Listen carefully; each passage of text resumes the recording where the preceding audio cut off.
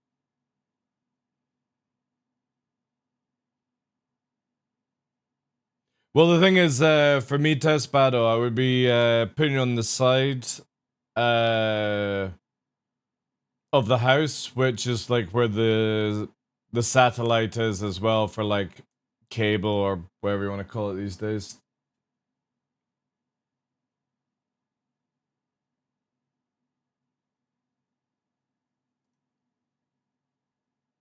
But the 4G just doesn't cut it.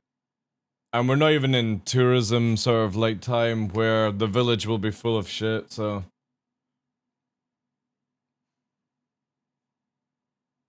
It's like £75 a month, but it's not a contract, but and roughly within the area you get like 100 down, 100 up, which is more powerful than my 4G right now.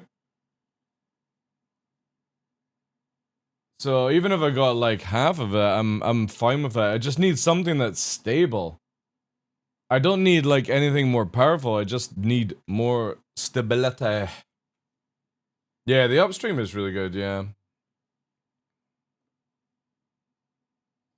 Dude! Oh, that was really fucking slow. What's wrong with you, lights? You slow. You're a little bit slow today. Good afternoon. Good morning, Bale. Welcome in. Ladies and gentlemen, I'm your host, Michael the Dark Lawrence, and welcome to another episode of The Darkness here on shitty internet. Actually, worked really well into the usual speech. 10th of the 4th. Hope you're all doing well, guys. Yeah, sorry about like the stream starting, stopping. I don't know what the fuck is going on in this area with the internet. Like, the funny thing is, right? Been up since 6 o'clock, went and did work, came back, I've been in the house for like 2 hours, internet's been absolutely fine, click the live button, gone. Just instantly turns the internet off. And then it just comes back on. But the weird thing is, the router doesn't show like there's anything wrong. It's almost like they're like throttling it for the internet or something, you know? So who knows? Who knows? Anyway, let's roll. There we go. There we go. Eh?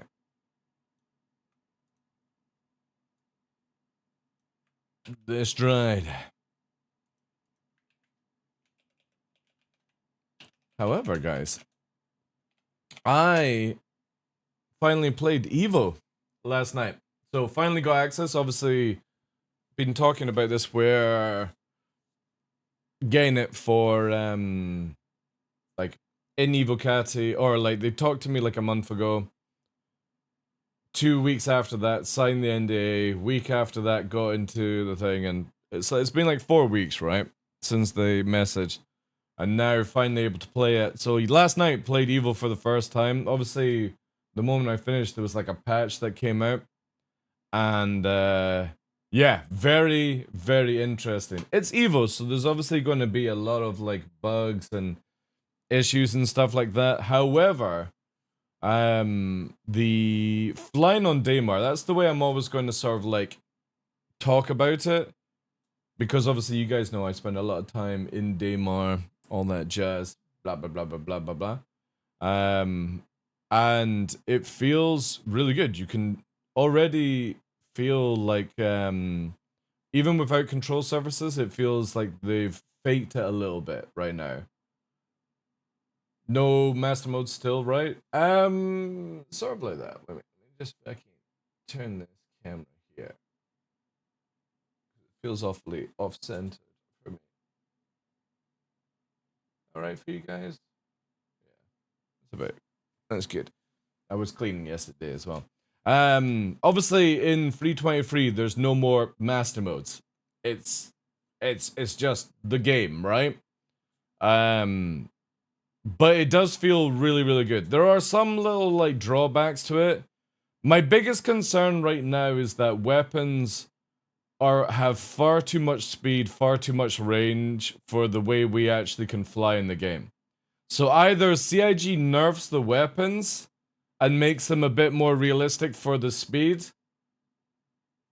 Do you mean master mode is in? It's fully in. It's fully in. There's no more, like, master modes in Arena Commander. It's just free flight and stuff like that. All the ships are in master modes. So, all the ships I have anyway. There only is master mode. Well, it's not called master mode, it's just the fucking game, right? Also on the PU, yeah. And a lot of the ships feel really, really good. Obviously, a lot of ships, like in the big ones, have the same architect as they go through, because it'll take months and months and months to fucking dial in Blueprint individuals. Prods Like, is now following. thank you for the follow, dude. The idea is like, obviously, the 600i is like a standard flight system, and it'll need to be tweaked over time for like its own profile and stuff like that, you know. Hey Tigsy, forgive me dude, but I haven't played the game in like 2 years. What's Master Mode? It's basically the new way of flying in the game. I can show you in live what it is. I can't show you Evocati, obviously. But it basically separates going high speed and SEM speed, which is standard control movement or maneuvering, whatever you want to call it for the final part. And it's basically toggling in between. If you were around Tigsy for when we had pre-mode, SEM, and cruise mode, it's pretty much that. That's all it is. It's just it locks it down a little bit more and stuff like that. So a lot of ships need to be dialed in, but it does feel really good. The biggest concern for me is the weapons, because this is one of CIG's biggest flaws that they do. They change the way flying is, and they buff the weapons of what we had in live, which means that it doesn't, when you go super slow, you can't dodge anything. So if somebody has a cracked aim, you're fucked. And especially like an F8 right now is, when people cry about the F8 being OP in live, you have no idea how OP the F8 is. And it's the fact that it's not that it's booming and zooming around, it's not because it's tanking much, it's because it has 8 fucking guns, and it just disintegrates you before you even get a chance. No, the arrow's fucked, dude. The arrow flies really nicely, Maximus, but again, when you've got one shield and hardly any HP, the moment that a ship is on you, you're fucking insta-gibbed. Like with cannons right now, an F8 can 2-shot an arrow. It can 3-shot a thing. Well, the thing is though, the Ares doesn't have assist bar. So it's no more, like everyone's like, oh, the Ares is going to be OP in master modes. No, because you still have to aim. It's all manual aim. There's no assist on the Ares whatsoever. There's no gimbal assist. There's nothing. Does it have longer range? Yeah, but again, dude, you would need to be like a fucking AI supercomputer to mathematically work out the angle and trajectory to fucking aim at. It's not just aiming at Pip in this game. When you don't have assist, you have to aim above the Pip and all that jazz. So you're not hitting anyone more than 1,000 with the Ares. It still does decent damage and stuff like that, but it's designed to go after big ships. You're not hitting fighters with that, unless you're absolutely cracked out of your mind. But then that's fine, you know what I mean? The biggest problem is the fact that every ship under F8 is worthless. Absolutely worthless. If I'm in an F8 with all 8 cannons, because they've also buffed the F8 has 4 size 3s and 4 size 2s now, instead of the 6 size 2s, 2 size 2 size 3s. So if you do all cannon fit, I can kill you before you even pass me.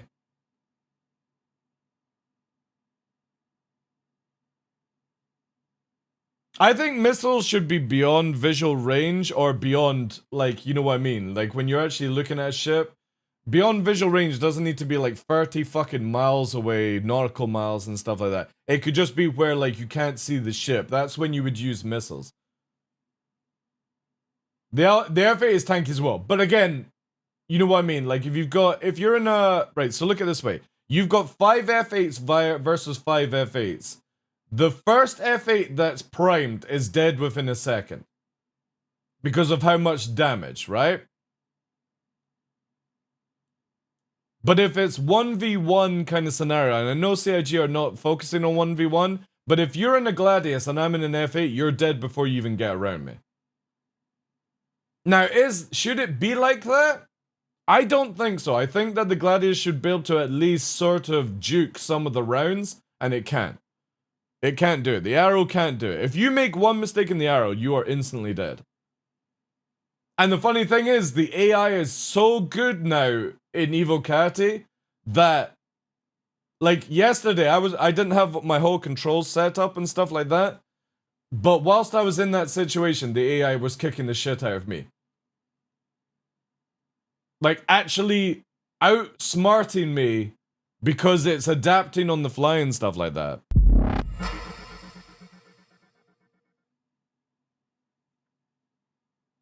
Thank you very much for the tier fee. 44 months! Oh god, here we go.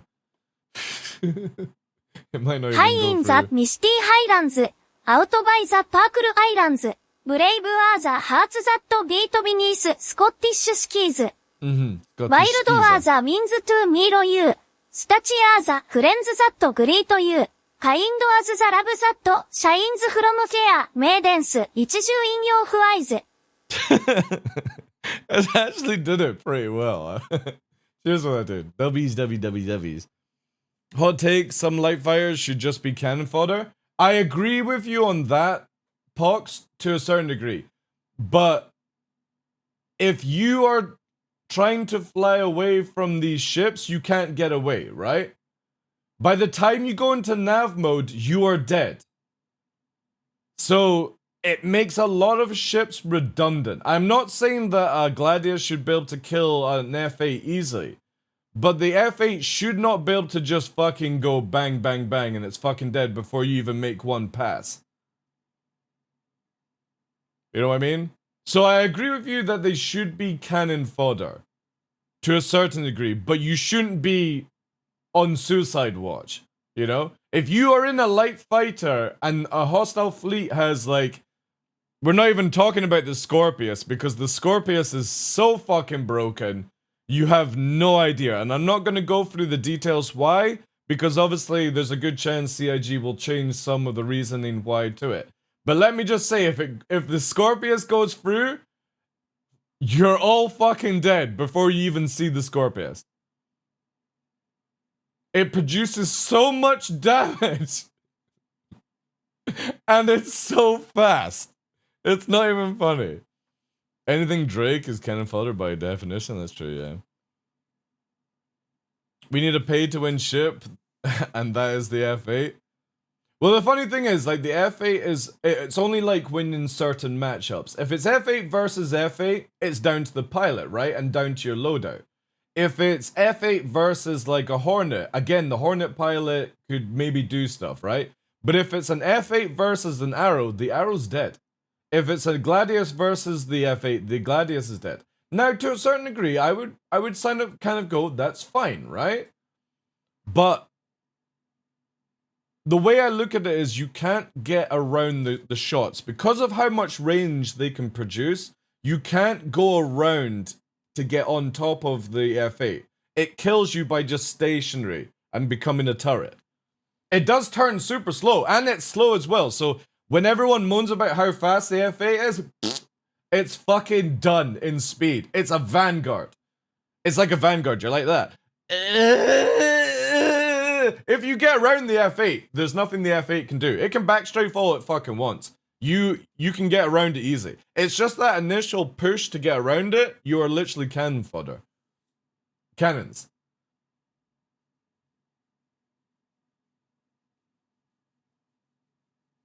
Is there now 0D difference? Well, no, the F8A has the size 4s.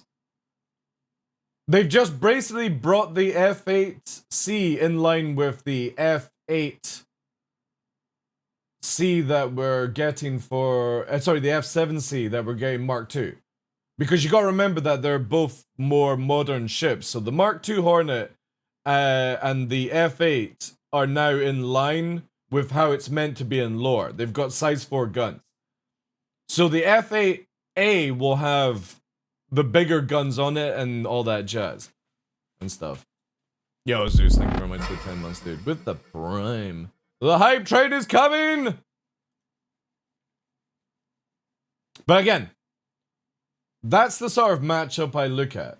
The biggest issue I have is like if four of DarkLaws go in an F8 Bart with cannons, You're dead. You're dead. The first person we call as target is dead.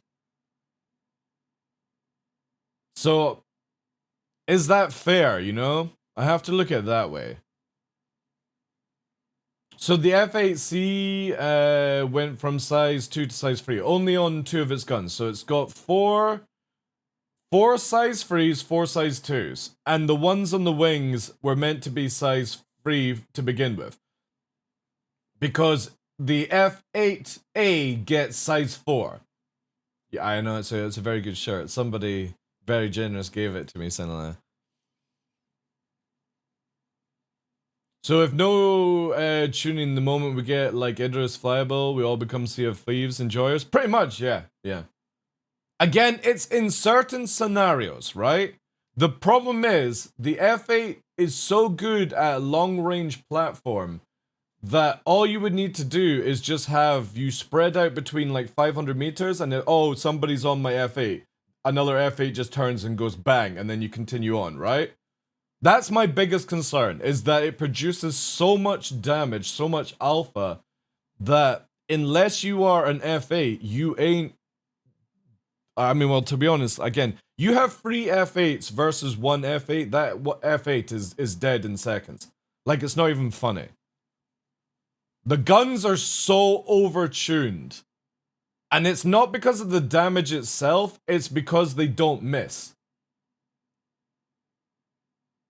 Yeah, just a cone of fire in formation is gonna pop all fires. Yeah, you know that scene in that movie Air Force One? You know when all the fighters are in a line and they fucking all fire missiles at once? That's pretty much it. You just get a line of F8s, you all go in a fucking line, and the first person that comes on target within range, you just fucking, it's dead. There's no getting around that. So this is where, like, CIG really need to work out where they're gonna go with the guns. The flight is not the issue. The flying feels so damn good. The problem is the weapons are so overtuned. Like, their speeds, their ranges, their tracking just doesn't make any sense. So if I was to say anything, I think CIG should work on the guns, not the flying. Because the flying feels really, really good. I'm getting ready for an FAA next year. It will be, yeah. Hey, Space Chameleon. There's a lot of reasons to call unfair at the moment. As long as modules aren't in, I don't see any reason to spend a lot of reason to balance. What do you mean modules, Bale?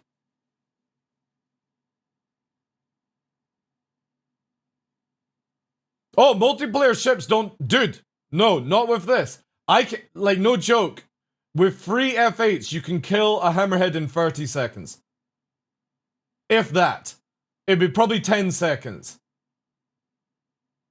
So, there is no multi-crew with this setup, dude. No multi-crew whatsoever. The F8 will kill... It doesn't matter about the hammerhead turrets, dude. You can one-shot the turrets. The weapons are so overtuned, guys, that it doesn't matter what happens. The F8 has so much damage now that if you have 3 to 5 F8s in your team, there's nothing that can stop it. You either come with the same amount of ships or you die.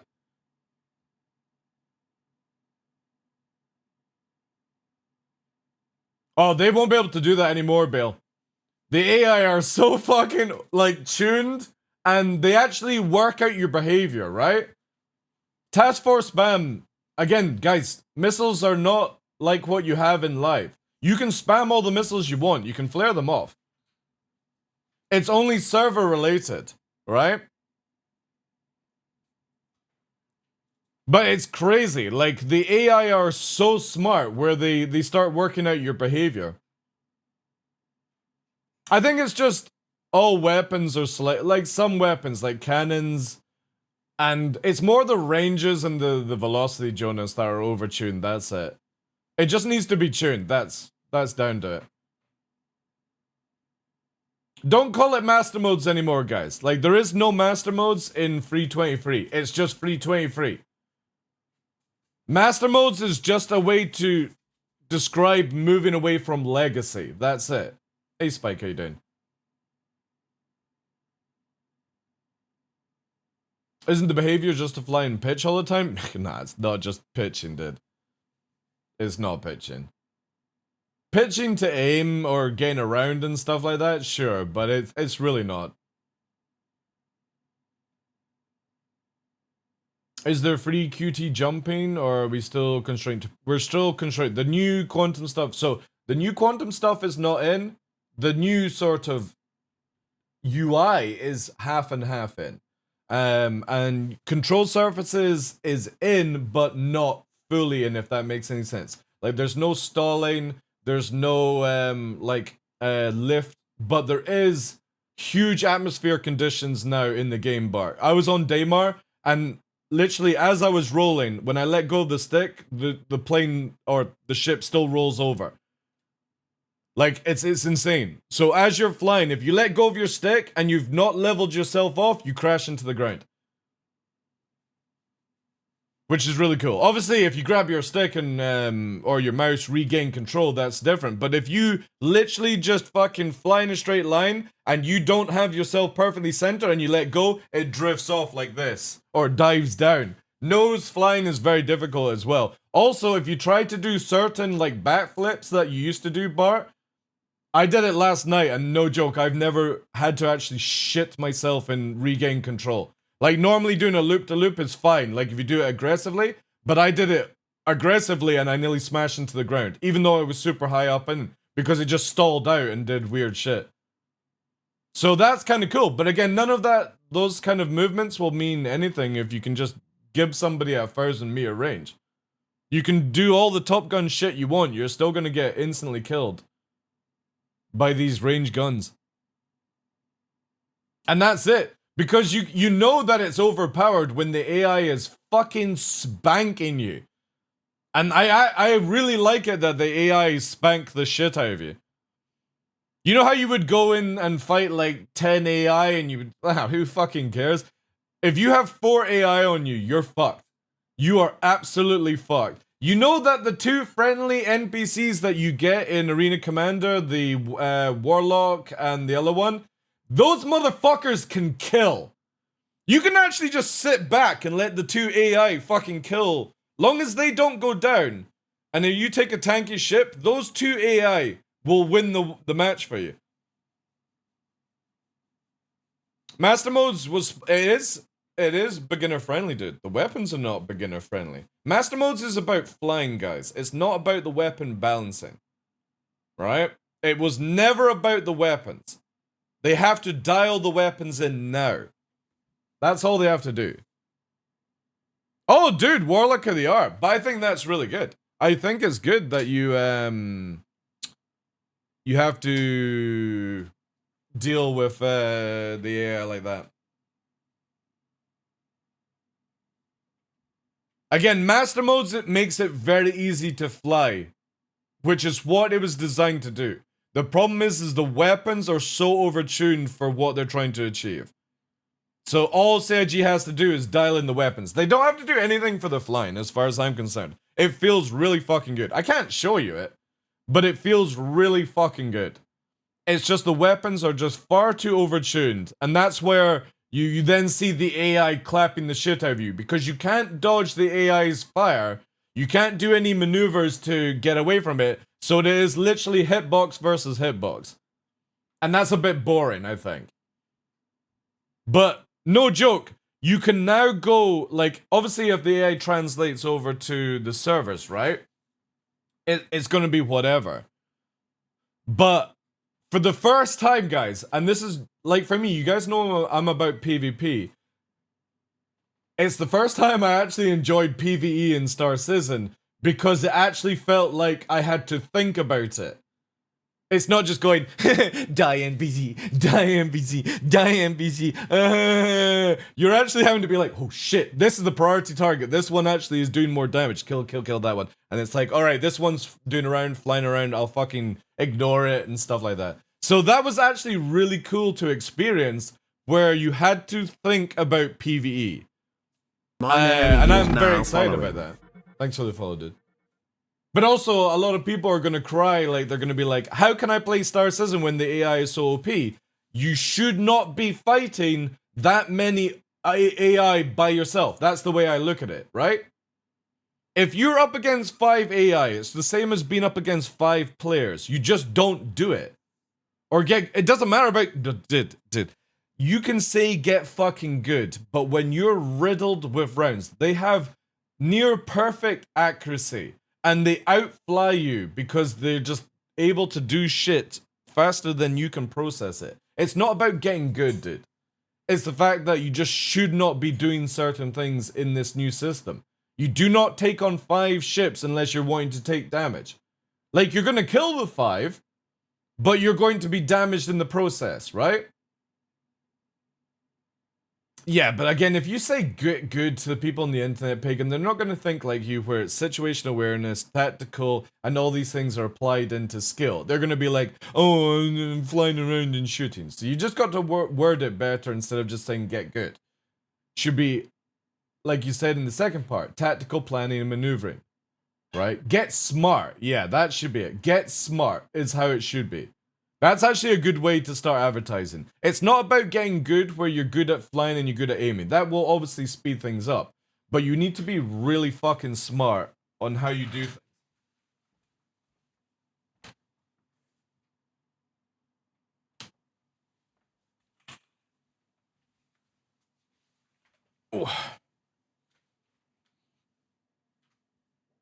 Well, they're gonna have to do that, Cyclone. Like, no joke. If you think you're gonna take your Constellation and go up against an ERT, forget about it.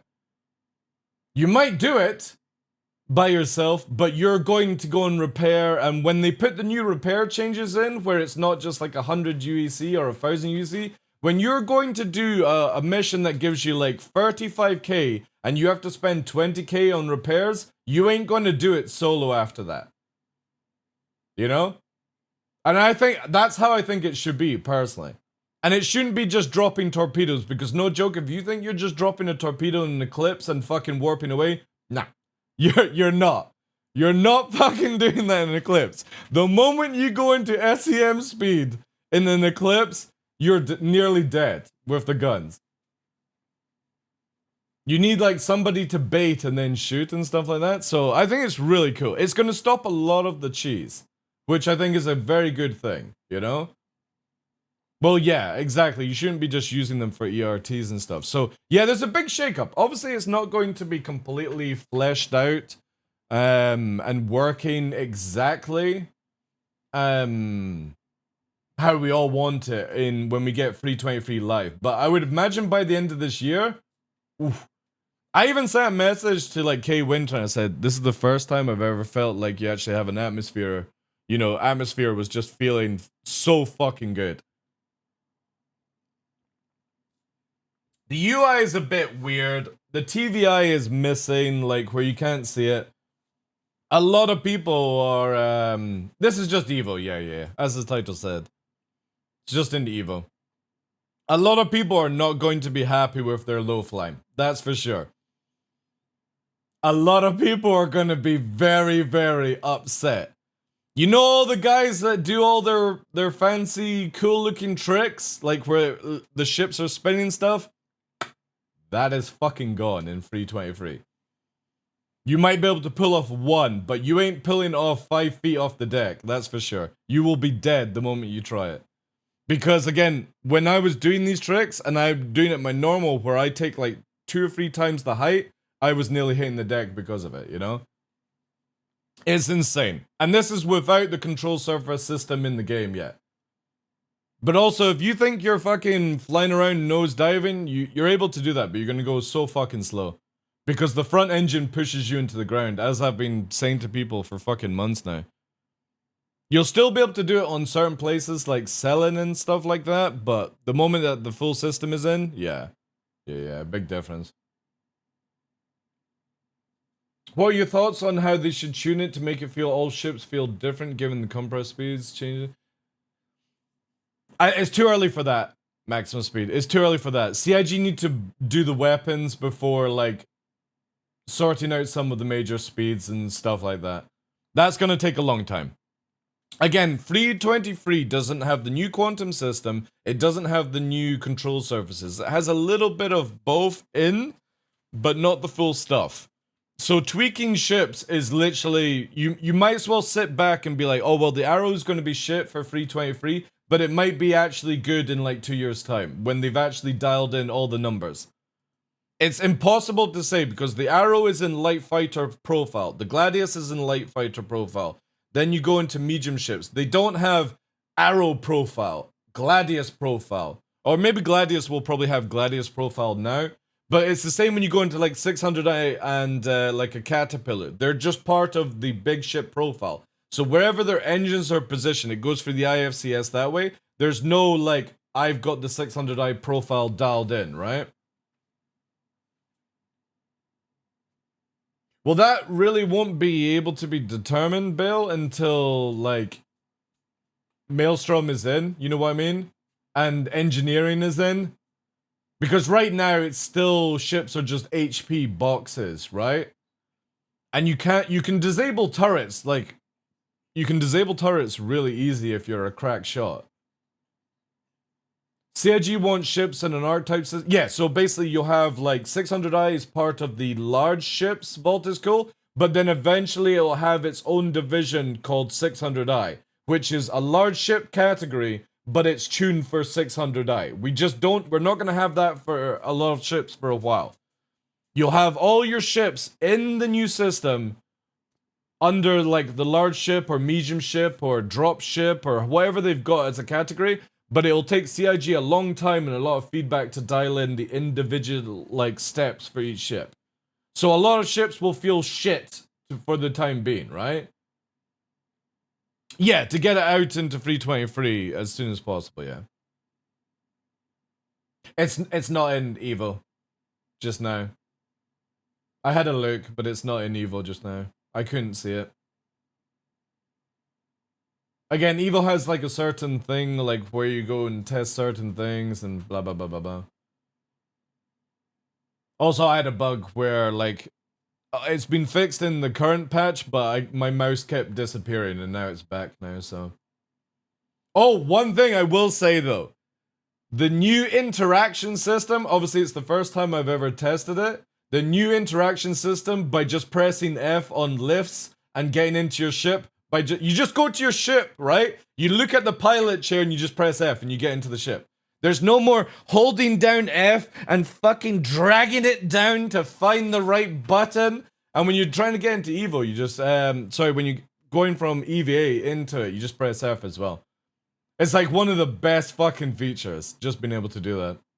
Hey, Fresh, how you doing? Although we'll probably tweak the Dragonfly's bottom right booster. Again, there's a lot of, like, again, with all the ships I managed to actually fly around, and obviously, like, I had so much issues with controls, the flying feels really good in the current state of 323. It's the weapons that are fucked. That's it. I don't want CIG to change the flying whatsoever. I wish they would just change the weapons. Needs like half the range, half the speed for the way we're flying. And it would feel amazing. That means that you have to get up close and personal, not just fucking gib somebody from 5k away. If they did that, it's amazing. Because the sounds, the way the ships rumble, depending on settings, obviously, CIG need to make it a standard setting. And stuff like that, but again, the sense of speed, if you actually put some of the new systems in, like where you've got a bit more like natural G-force movement in the head, it feels fast. If you are turning all these systems off just so that you've got a perfect aim and you've got no rumbling and stuff like that, then you can't complain about speed as far as I'm concerned. Because if you actually turn them on, it feels fast as fuck. The visuals blur, everything like that, but you can disable it for motion sickness. But if somebody is disabling it and then complaining that the game feels slow, it's their own fucking fault. And they just shouldn't have shitty motion sickness. So, I think that's fair. Because again, with the stuff I was tweaking, I had it on very beginner kind of stuff. And it, like when I'm doing low flying at 231 meters a second, it felt fast as fuck. Really, really fast as fuck. Like more than what, you know how when I'm flying around at like 6, 7, 800 meters a second on Daymar, it feels like that 200 meters a second. When you've got the blurs and stuff on. You know? So if you disable that shit for having a near perfect aim, you can't complain about speed as far as I'm concerned. Because you don't know what you're talking about. So jumping ship to ship in Atmo and getting in hovering ship will be easier with new interaction? Not really anything I've tested just yet, but technically, it should be. I think just generally the worst thing right now is weapons. Weapons are really bad. And it's only a certain few weapons that are bad. But even standard, like, for example, ballistic cannons, because of how many you can put on certain ships, like Scorpius, F8, I think the Scorpius and the F8 are going to be one of the most popular ships in the game. Just purely because it has so many weapons. Not because they're fast, not because they're high maneuverable ships, or they're super tanky, just because they've got a huge amount of alpha. Distortions are just the same as what we have in live right now. Who cares about distortion? Distortion is a fucking meme. They need to rewrite the whole distortion where it just stops people from warping away or going into nav mode. That's all it needs to do. Because if you think of it, if distortion just stops you from being able to go into nav mode and warp, then you can board people. Because when Maelstrom comes in, you can shoot somebody's engines where they can't move forward, right? Are abandoned ships even able to stay still? Yeah, you can still hover because the control surface system's not in just them. So your engine's overheating when you stay stationary is not in the game yet. That won't be in until possibly next year. Free 23 just like, imagine you've got this really fucking sick Mickey Mouse plaster and you love it to bits, but it's all pussy and shit because you've had it on for years. It's pretty much doing that and putting a brand new one on. You know? You gotta give it a wee time before it gets pussy. And that's pretty much what Free 23 is. It rips the legacy band-aid off and it starts working on the future of the game. You're not going to get the future of the game for another 2 years, 3 years, 5 years even. If you think it's coming by the end of this year, you're kidding yourself. CIG have so much work, but it's definitely, again, in the first time in about 4 years, it's the right move. 100% the right move. When anyone sweating out of their mind says that Master Modes or Free 23 is not good for this game, they're talking shit, as far as I'm concerned. Because it does massively allow people to get in, but it doesn't make it fucking insta-win in certain situations. The atmosphere flight alone proves that you actually need to start thinking about things. Because if you backstrafe on Daymar at high speed, you just spin around. It needs a lot of work, Cycle. I will put it that way. It needs a lot of work. But if CIG does it right, it means that by the time we get 1.0, it's going to be in the best possible spot that it should be in my opinion. But it won't be that in Free 23. That's what people need to understand. Free 23 is going to be painful as fuck. You're going to cry a lot. But if you actually look at it for longevity, oh god, I can't even say the word today. You know what I mean? Like, if you're looking at it for future-proofing a game, it makes sense. Massively makes sense. Growth is never comfortable. Depends on the situation of growth.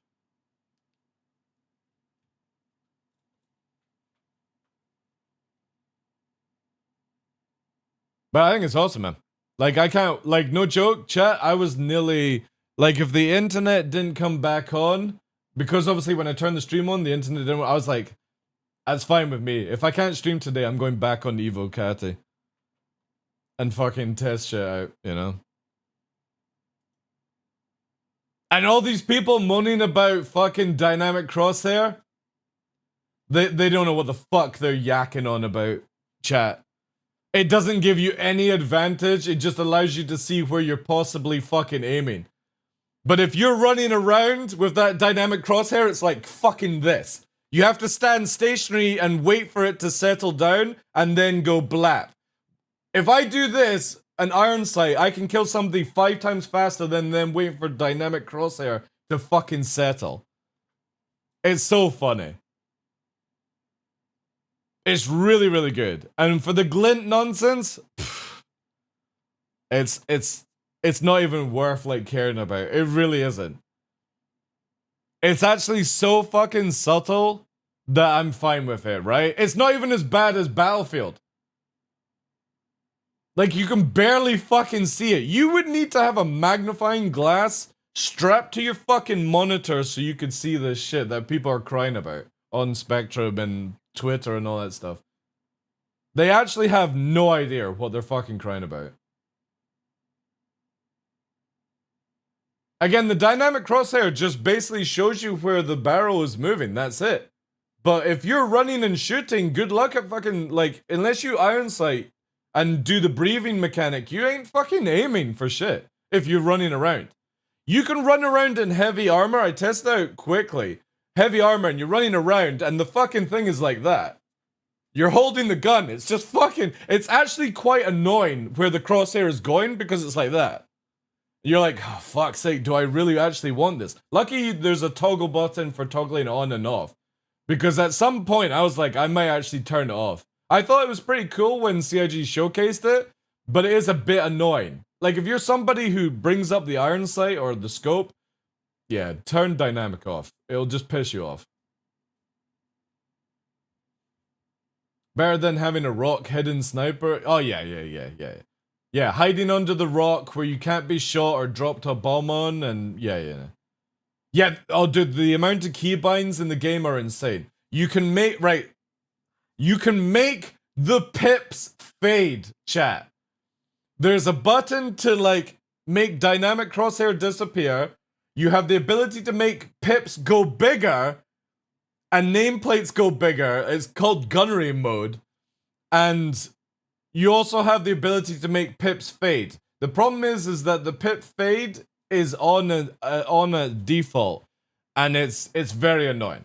I don't like it. So I've got fucking 6 buttons here where it's like disable fade, disable J-safe. You know what I mean? CIG needs more default stuff to be turned off, you know? Oh yeah, the crosshair is really good, Mackie, if you're moving slow. So if you are walking and the character moves completely different than live. So you know how you've got the scroll wheel that makes you move faster and forward? Like you start off where you're always walking now, and you've always got to scroll the wheel up to get up to speed, and then it sort of resets it back to normal. Obviously if you press shift, it's a different story. So when you're walking, it's steady.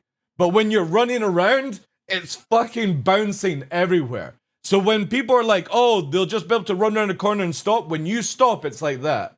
Your character's breathing and then getting back into position. So if you're walking around corners and leaning, yeah, it's amazing. But if you're running, quickly bring up the iron sight and it drops people faster. So it depends on what you are. Are you camper pussy, sniper pussy, need your glint, remove pussy, hide under a rock pussy? Or are you somebody that likes to fucking, you know, run in there, fucking swish your sword around and get it fucking the job done, you know?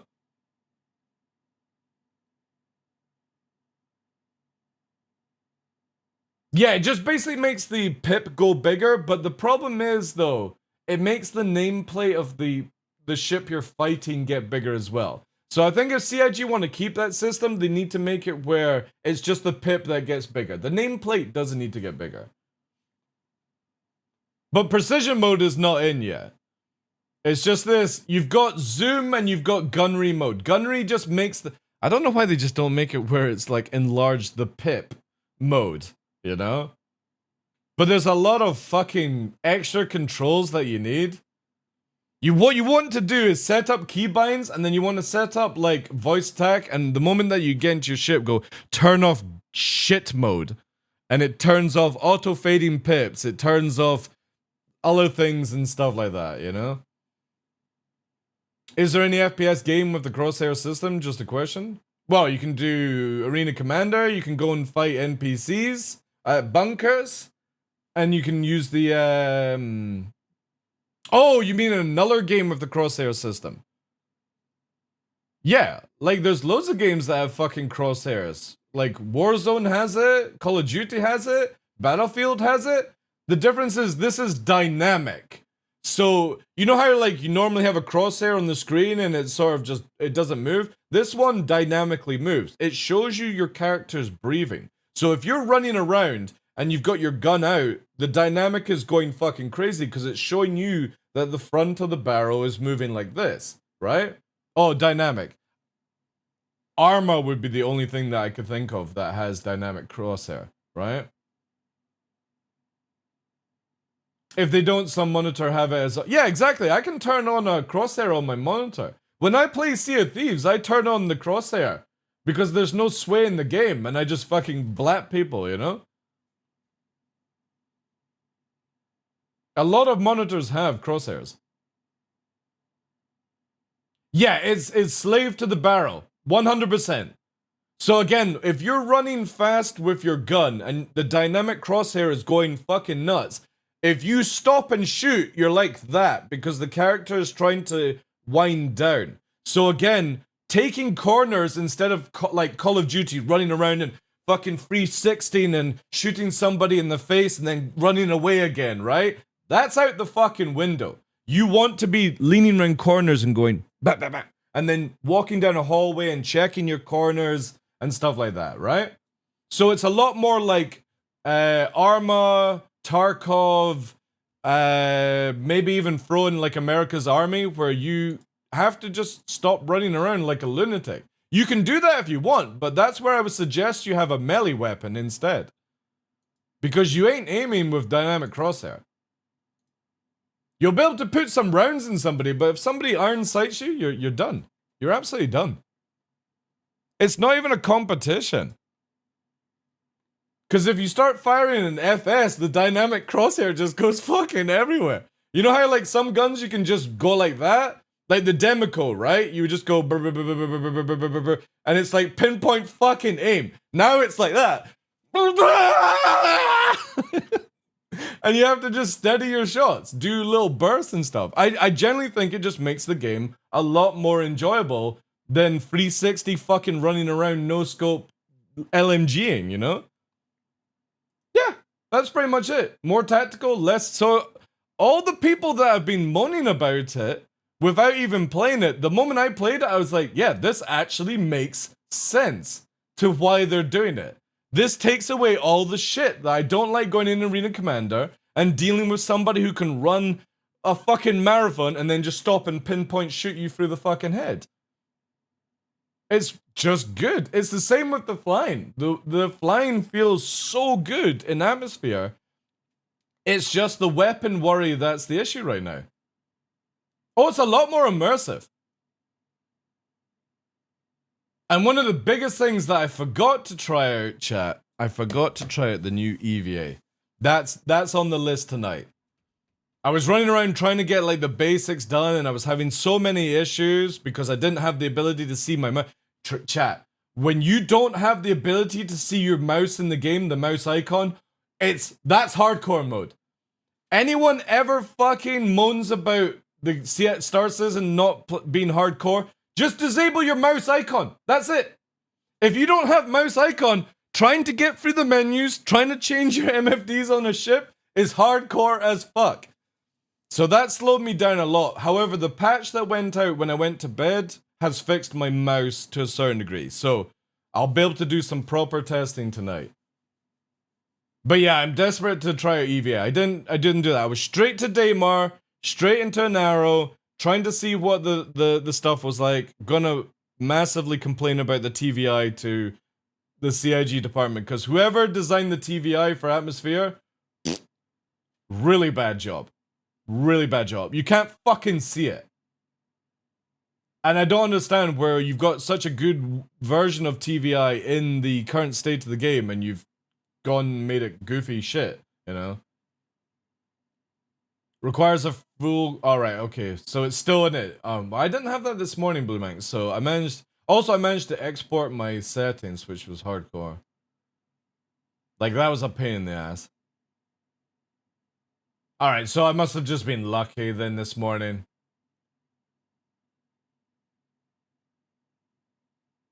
But it's good. No joke, chat. I'm not trying to hype 323 up because you have to understand it is going to be tough. It's not going to be a smooth patch. It's not going to be... There's going to be a lot of things that you don't like. But if you can see past the current state of it and see what CIG are trying to do for the future, then it's win. It's 100% win if you see it that way. Don't look at it as 323 doom and gloom. Look at it like wherever we get at the end of this year. You have to let CIG cook the rest of the game together. But it does feel so much better than the shit we have right now. I will take 320... Right, in October, I'm 12 years, chat. I will take 323 over any other patch that's been in this game. Any other patch. We're even going back to the golden 264, right? 263. I will take 323 over that any day of the week. Because it actually makes more sense than anything else. I have roll good dice with that invisible mouse. Think I had... Yeah. Dude, it's fucking difficult without mouse, like, in the game. Again, this is how I'm going to describe 323. 323 is a band-aid removing patch. Pussy, Mickey Mouse, dirty plaster, it's that. That's 323. And then it's applying a new one by the end of the year with all the good stuff, all the good properties going in. That's the easiest way to describe it. It's just ripping off the cancer. The shitty pus that you've had on for fucking years, you know?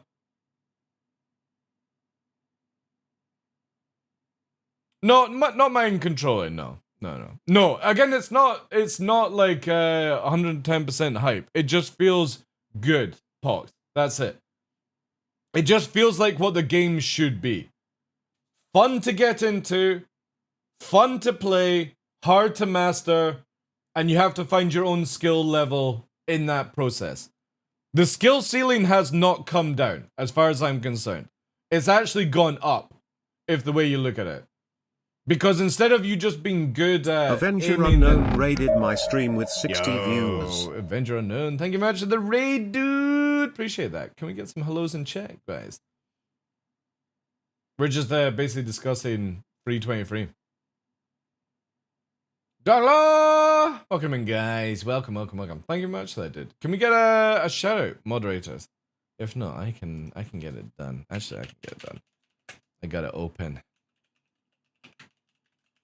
There we go.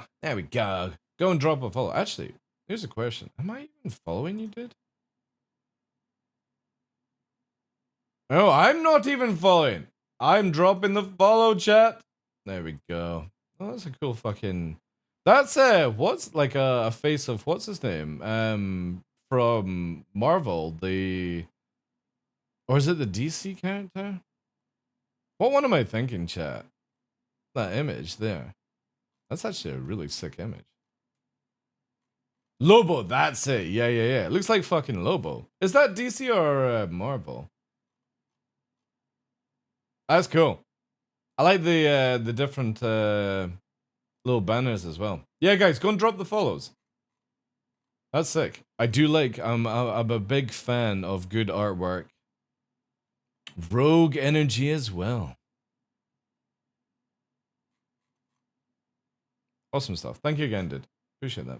Lobo's DC? Which is the one in Marvel then, which is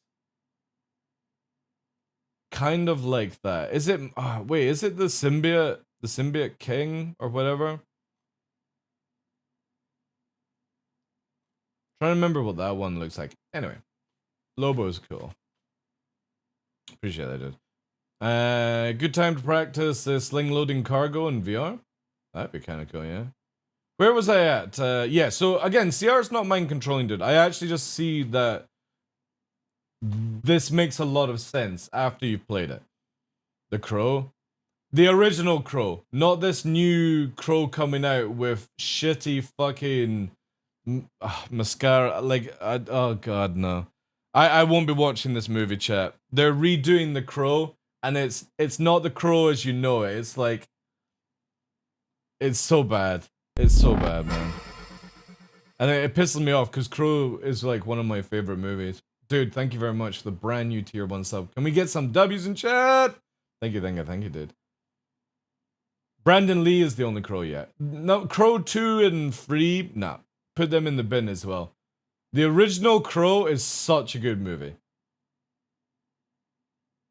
I don't mind the actor, yeah, exactly. The new Crow movie is the guy that plays It, I think. Or it's one of those brothers. I can't remember if it's the one from Dune or it's the It one. That's all I know. I don't know which one it is, but it's one of those brothers. And it just doesn't look good at all. Yeah. But I don't know which one is which, right? Because they're very similar.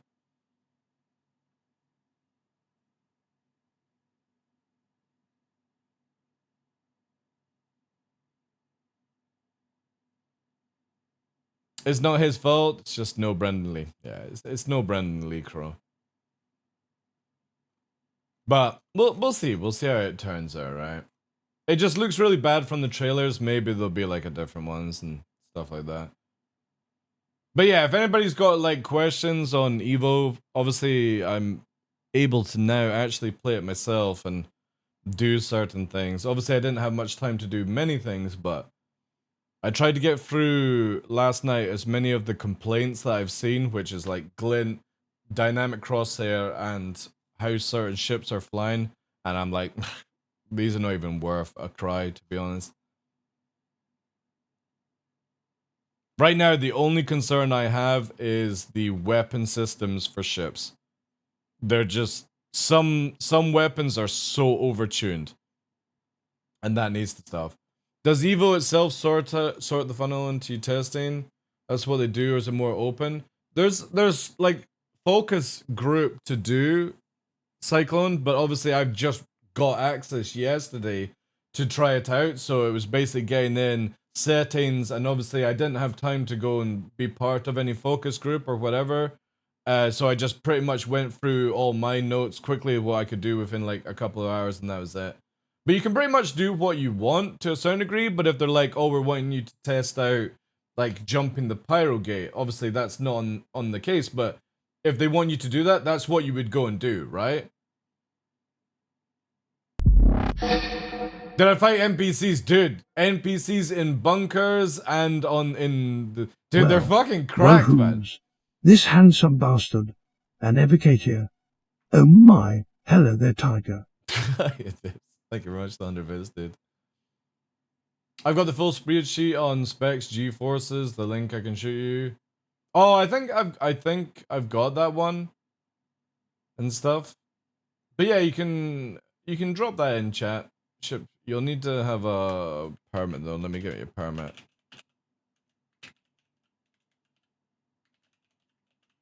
There you go. Again, long as it's not like any leaked images, if it's just a stat page of numbers, that's fine as far as I'm concerned. I won't look on it on stream. What about the glaive weapons? I wouldn't, I generally, right, so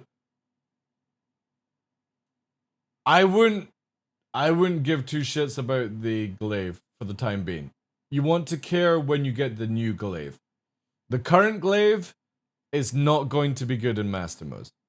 I'll tell you that right now. And it's not because of how it flies or what the weapons are like.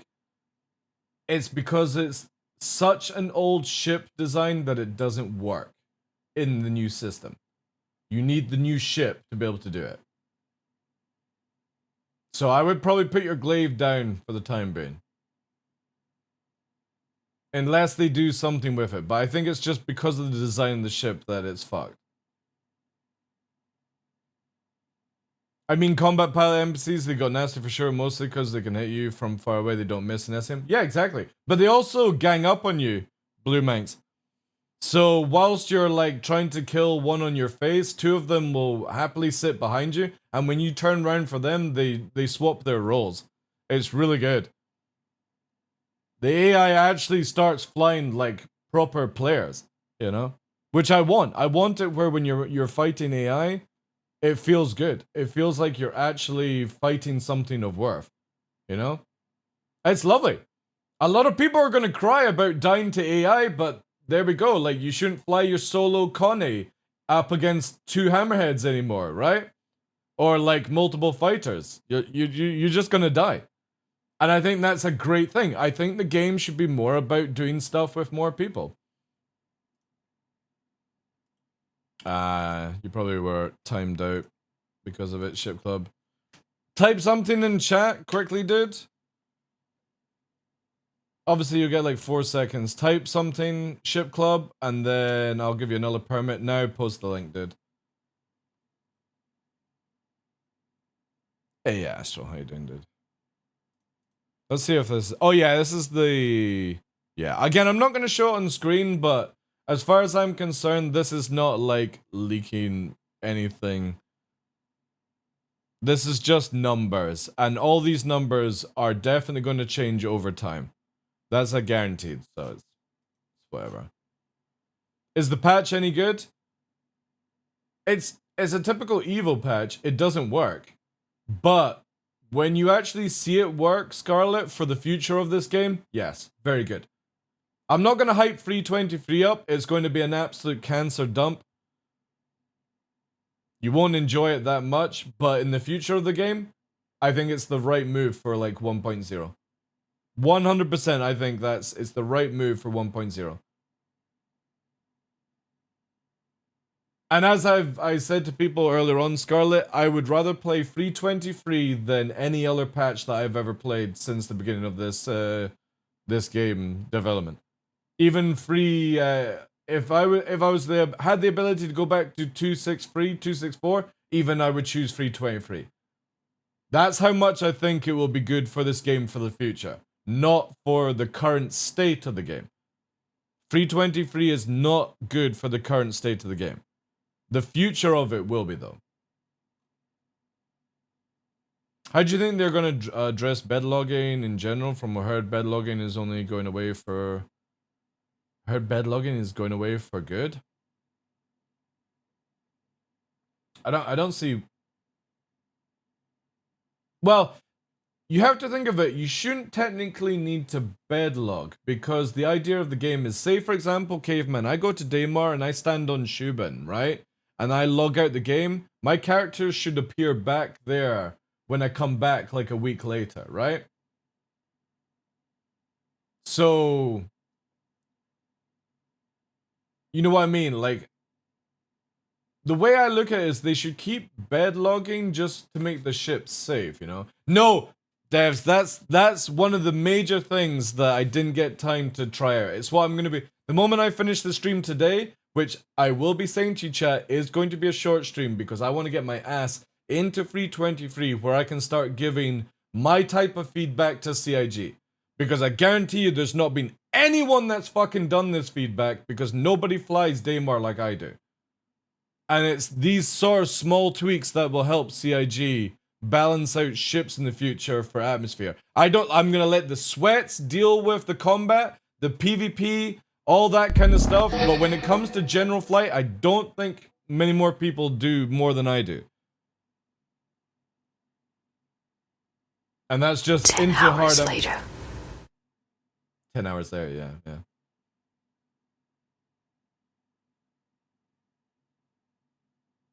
Oh, that's a good idea. Yeah, I'll try that. But yeah, I'm gonna do short streams until this goes to PTU because I do want to just type up some notes to put on Evocati area. It's not a lot, chat. It really ain't a lot, but there's a lot of things that will make it very difficult for brand new players to fly in atmosphere if they don't change this.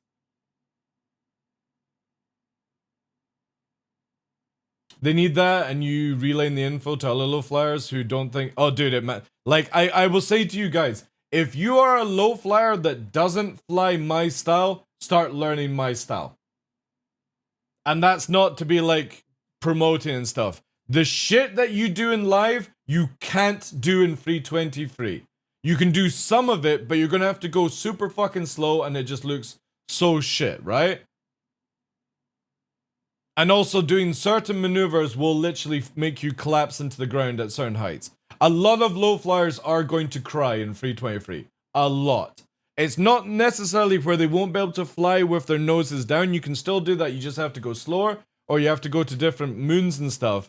But for the people that like Daymar, if you're not flying horizontal and you're not raising your height up, you're dead. Because there's so much sway when you're moving now in the atmosphere that you are not able to, like, you know how low and how fast I go? I can't do that anymore. I can't go that fast, and it's not because the TVI is not there. I can do it in the dark. It's just, the ships move differently now, and it's awesome. Could you upload these to your YouTube? No, I'm not gonna, it's just on stream, dude. Like, I'm not gonna pull a salty mic if that's what you're asking. This is the salty mic impression. Just played some Evil Caddy.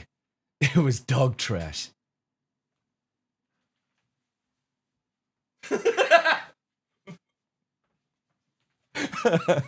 I should try and get the same t-shirts as Salty Mike, because he does all these videos now where he does this sitting down, and I actually like it. I like how he comes in and sits down in his videos and he talks about Evil Caddy, but no, I'm just gonna do it live because we're gonna get PTU out shortly, and then we'll just be spending hours together testing it.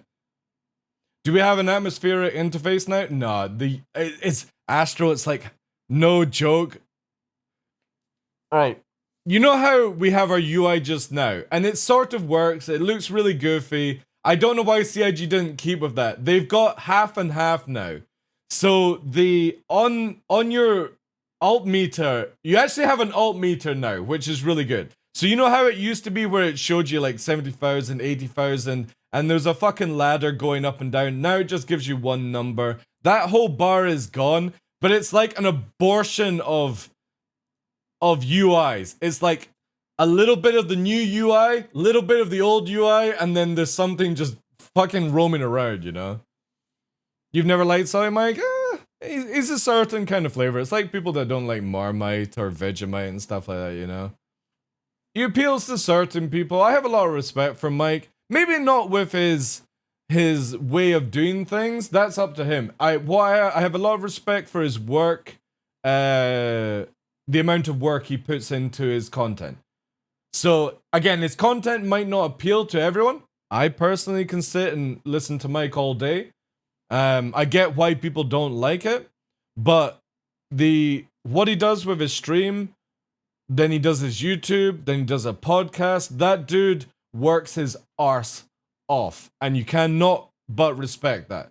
He is hardcore at fucking working, you know? Puts all of us to shame. So I have a lot of respect for Mike when he comes with that sort of like work equity, whatever it's called, right? That word. Yeah. Again, I will say this, right? And I will always be open, where like even if Mike was in the channel, I don't like his reacts. I love everything else he does though. Everything else Mike does, I love. I just don't like reacts. It's boring, you know? Work ethic, that's it. Thank you. But his YouTube channel, where he does the podcast, where he gives people the weekly information and stuff, awesome. You coming back to YouTube? I do have stuff planned for YouTube, but it's not content. Like, obviously, there's going to be low-flying videos. But there's also going to be PvP videos, but not what you think. But I also need to wait and see how CIG pull this off before I can go into more information. A few people know what I'm planning to do. But, yeah. possibly going to be doing a podcast that is like every free 3 times a week, but it's not a podcast that's live, and it's not it's to put into more like sort of details. You know the show Hot Ones. Imagine the show Hot Ones just without the hot ones and a little bit more shooty. That's pretty much where I want to go with it.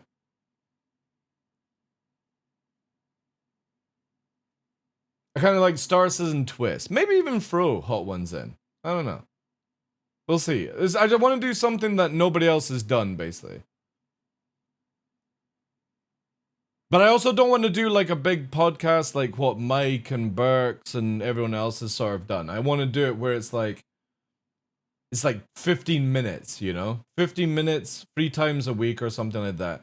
Get different content creators in, ask questions, and do certain things, right? That's the plan. Maybe ask them questions whilst low flying. Like, basically take the low flyers, like Smashley, ask her questions whilst also making her low fly at the same time. It could be interesting. Throw off the brain a little bit, you know? But I'm gonna wait until CIG get on with some of their stuff beforehand, because, yeah, PTU is gonna be one of these patches, you know? More interview, less podcast. Yeah, kind of like that. Like an interview, basically. Just quick questions, you know, what's your favorite sexual position? What favorite flavoring of mead do you like? You know, have you ever been pegged by a woman? Ever sniffed glue? Those kind of questions, you know. The speed specs I sent you. I've seen that before, yeah. But I think a lot of those things are just standard right now just to get it up and running. A lot of ships in those categories don't make any sense to me. Like, the Scorpius is way too fucking fast. But, again, CIG are trying to get 323 out the door, and then they need, like... I'm gonna still say it. I think it's 6 to 9 months to dial in 323. So we'll get 323, it's going to be 6 to 9 months after that to dial in that one patch. And that gets all the ships into position, weapons to sort of feel like where they should be. In comes engineering, in comes Maelstrom, in comes the new quantum system, in comes the new QED system, in comes the new disruption system, new missiles, you know what I mean? After that, next year. So again, like 2 years to maybe dial in everything, give or take. But then by the time we get 1.0, I think it's going to be one hell of a game. One hell of a game. I don't think it's going to be a game for everyone that they were originally like, maybe they're wanting to be a solo player taking on like 10 people and winning. I don't think you're ever going to get that. But I definitely think you're going to be able to come into the game and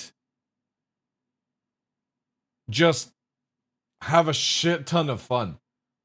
That's my belief right now with Star Citizen. I think you're generally going to have an absolute ball with the game when we get 1.0. And that doesn't mean 323, right? I'm talking about the 1.0 stuff. Down the line, far from now, that's when the game is going to be really, really good. And I would actually put money on it. I'm actually that confident I would put a decent amount of money on it. That 1.0 will feel like a really good game. The question is, when does 1.0 come out? And the question is, can CIG most likely fuck it up in between? But I think everything that they're doing just now, and this is genuine, I think everything that they're doing just now is the right way for the game. For racers, for low flyers, for combat, for general flight, for mining, salvaging, it feels really fucking good. But it won't be perfect for 323, if that makes any sense. You have to let that go. You have to think of 323 as just ripping off the band-aid and you're applying a new one. And the new one doesn't start working and healing you straight away, right? It takes a few hours. For that to happen, they gotta pull decent Squadron 42. I don't think so anymore, actually, dude. I think it's, like, hear me out.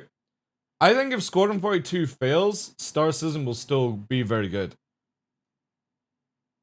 It might not get the money that it wanted, but I think it will still be really fucking good. And enjoyable for everyone. I still maintain that's the most important part, right?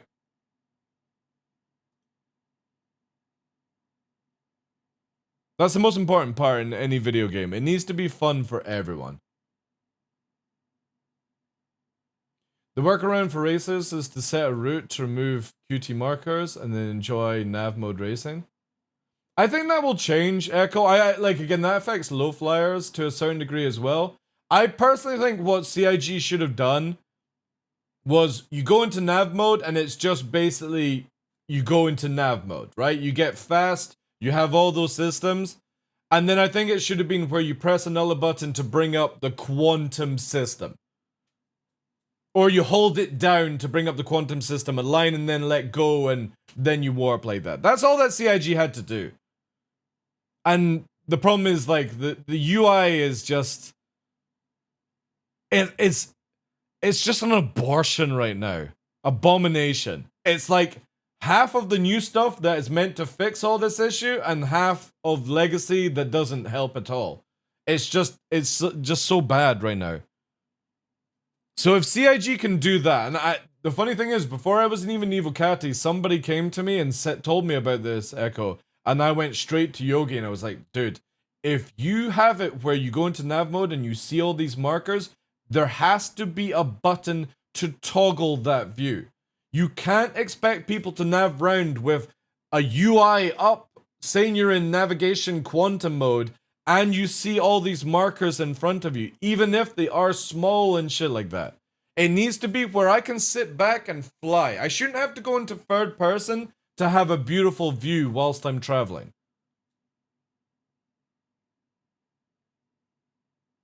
And that's all they need. All they need is you go from SEM to nav mode, and then you go from nav mode to quantum mode. Who fucking... They've already added in, chat, another 30 buttons in the option menu. What's an extra one? It's maybe not as bad as 30. It's probably another, like, 12, 13. But who cares? Let's make it a 15 round number. Just give us another button to press. I don't care. Make it where you have to hold down B to bring up. Like I said, it's such a simple way to get around it. And if CIG generally come back and say it's part of navigation mode, you are so out of touch. Navigation mode should not be, I need to see where I'm warping to. Navigation mode should be so I can navigate. And sometimes navigation is just enjoying the visuals. When I get in my car and I've got a map and I look where I'm going and I set my fucking thing, I don't look out the window and go, well, I can't wait to see a fucking, like, arrow on the road pointing me to where I need to fucking go. I like to enjoy driving the road. And that doesn't mean going into SCM mode. Nav hits and they're blocking the view of the ballistic F8 lighting. You open the ammo. Again, it just needs work, that's all. It just needs a lot more people to see this, and then CIG will see the issues. But the funny thing is, I said this the moment that Evil was up and people could go into the PU. Straight over there, I don't even have access, saying to CIG, you have the time to sort this out. And I gave them the option where you need to make another button to toggle the view. And after playing it myself for the first time, I completely keep with the way I've described things to CIG. You can't go into nav mode and make it ugly for people. It's got to be where I've decided to go in nav mode. Nav mode is just simply me getting to maximum speed and enjoying that speed. I don't want to see... The other thing they could easily do is they could just make it where you have to turn on scanning mode to see where the things are, you know?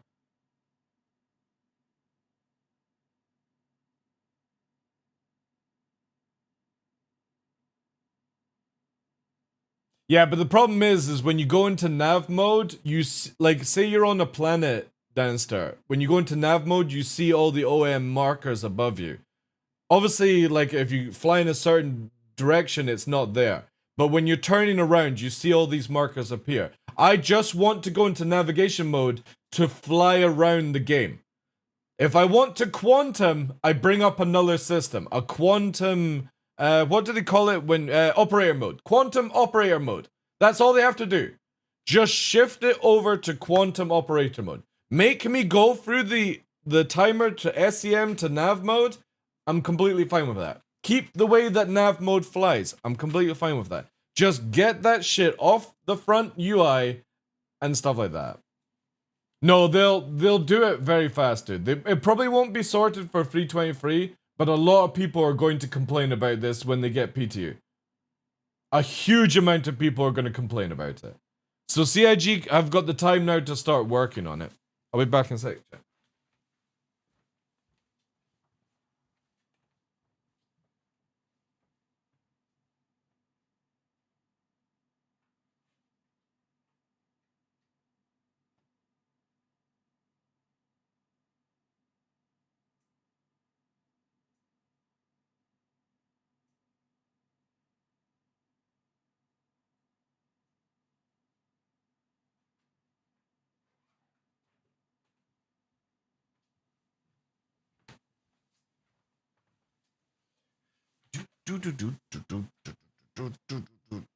Not eating, no.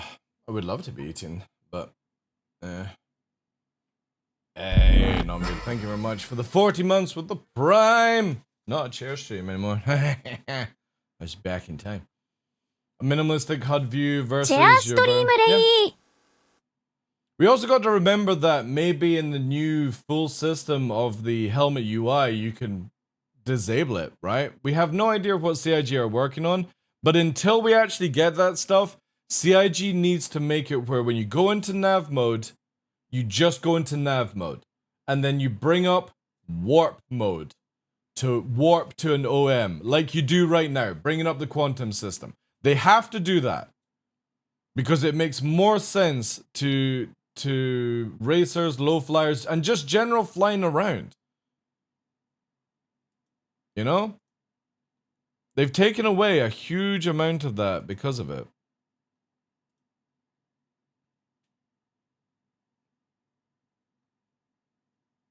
But they've got plenty of time to sort this before 323 live, as far as I'm concerned. It's just adding another fucking button.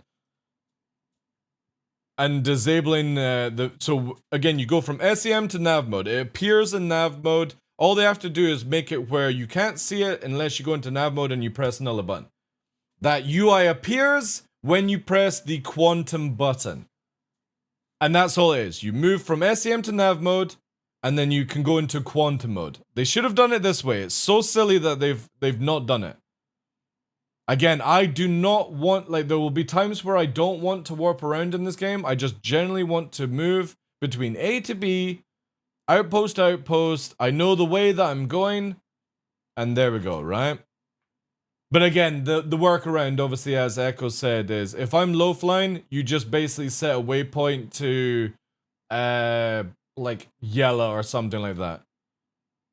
And you don't see, or set it to OM1 so it's above you or something, and you don't see it.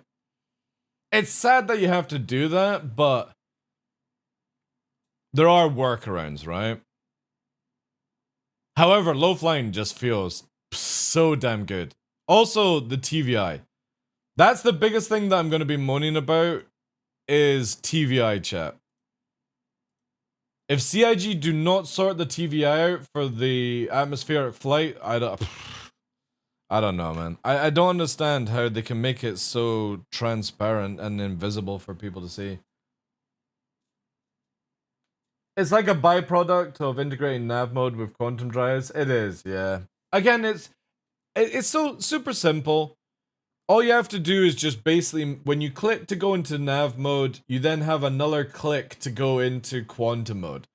And that's how they should just do it. And they should keep it that way, right? Even if they're working on new UI, just make it where, unless you're wanting to go into to actually warp somewhere, you don't need to bring up the quantum UI.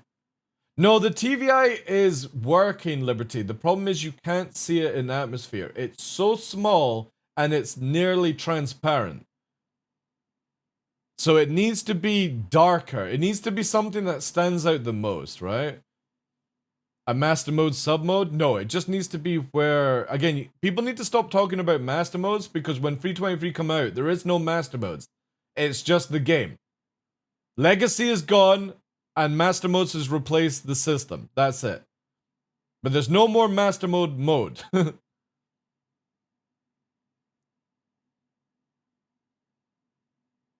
Yeah, it's again this is live, right? Because I can't show you Evo Catty. I would get in a lot of trouble.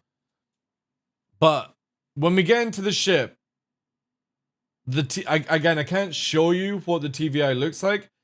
All I can describe is when you see your normal TVI, imagine it 3 times smaller and like 2 times harder to see visibly.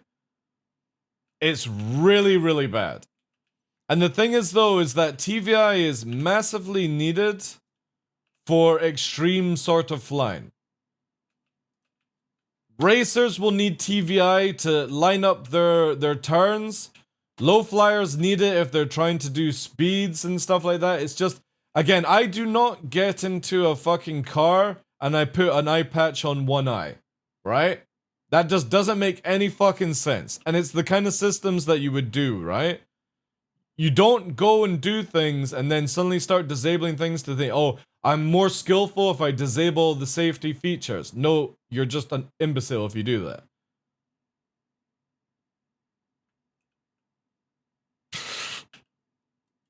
Where's my helmet?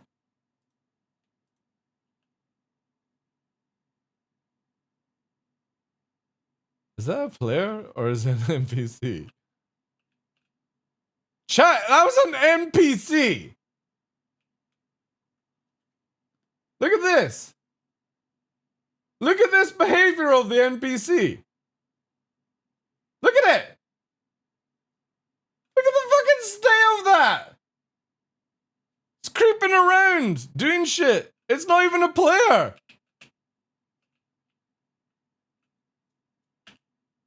There's my helmet, finally. Pivot, guys. God, fucking, it's creeping around. I'm gonna go low flying here, and I can tell you already, I'm not gonna be happy. After what I experienced last night, even in its broken state, I know this is not gonna make me happy. Ugh.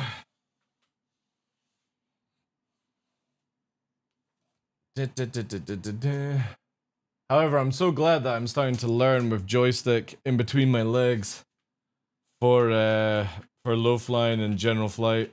It definitely makes things a lot smoother.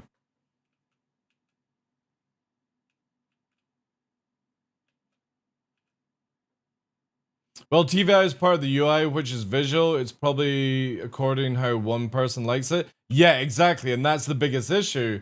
Justin, is whoever designed the TVI is either has the most cracked vision possible or doesn't care about it, right? Again, you can see it in space, you can see doing other things, but when you've got a bright sun background, you can't see the TVI, which means that you only have the height monitor and your typical things, because again, I can't show you it, but this pitch ladder is gone. So imagine the pitch ladder, this number here now says alt meter and it's down here, right? This is gone and it's basically here. Just this little box is here. And the TVI, for example, if we hover the ship, right? Actually, I'll start moving.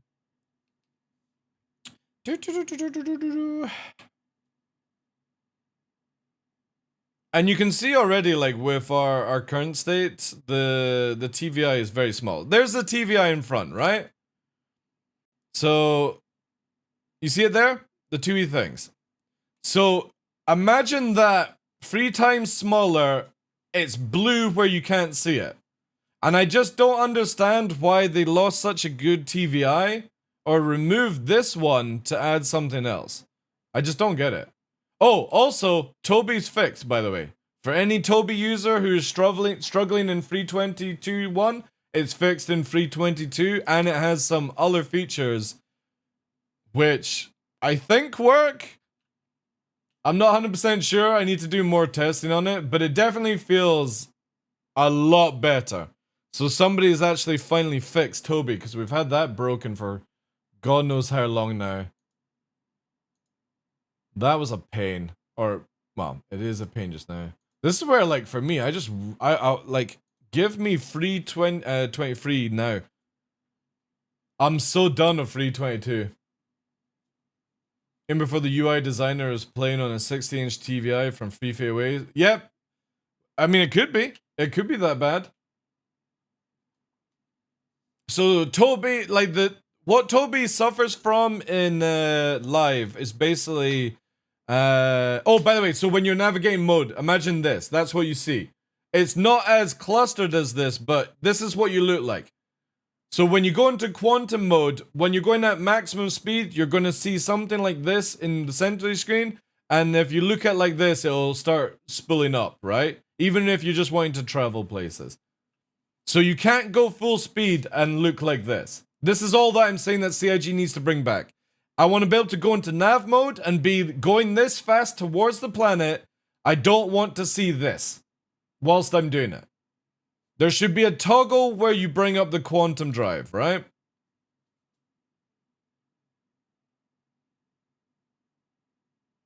But yeah, gotta get 323 out.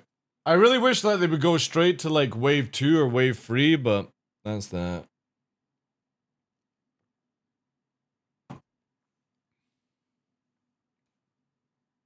Gift me that paint? You can get that paint this year when the guide system comes out. I've got this on both my characters. I wish they would do it like a low-flying guide. I would actually be down for that. I'm gonna do a lot of low-fly training for people once 323 is out and live. Because I generally feel that people are going to be able to get into it a lot easier. Which is awesome. That's what we want. Also, cruise control is gone, by the way, in 323. But it's replaced with something that actually makes more sense to me.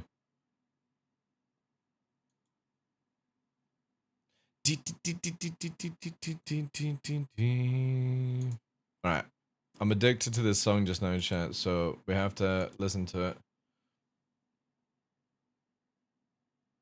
Yeah, I wouldn't mind that, because again, not everyone wants to do combat, not everyone wants to do racing.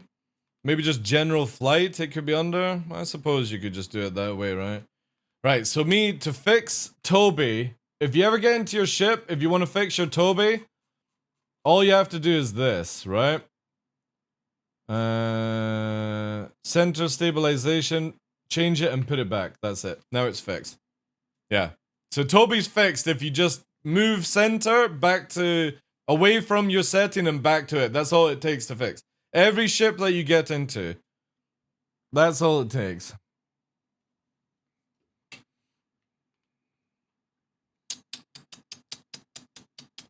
Oh, I didn't check the server settings.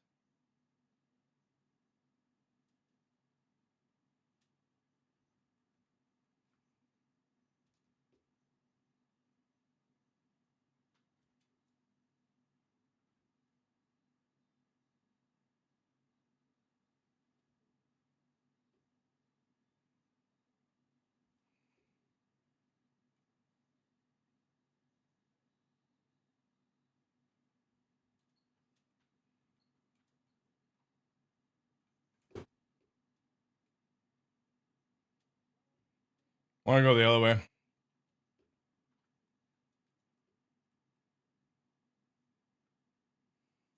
Oh, Toby feels really, really good in Evo. Really good. Like, I think it's probably the best it's ever felt.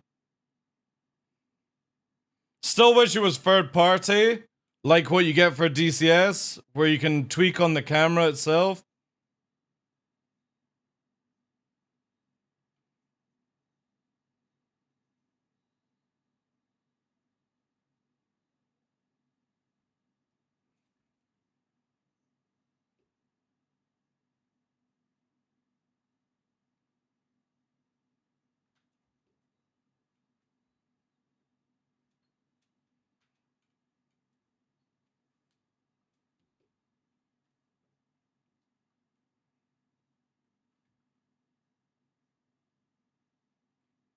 Won't be able to do that very shortly.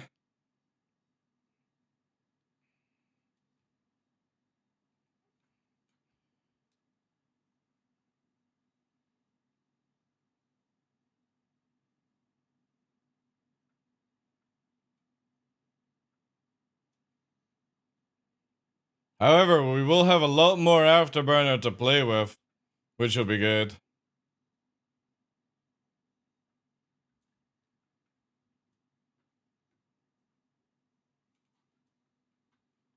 Ooh. A little bit rough on that one. But again, see how the TVI can still be seen? I couldn't do this. I wouldn't be able to see the TVI at all in 323.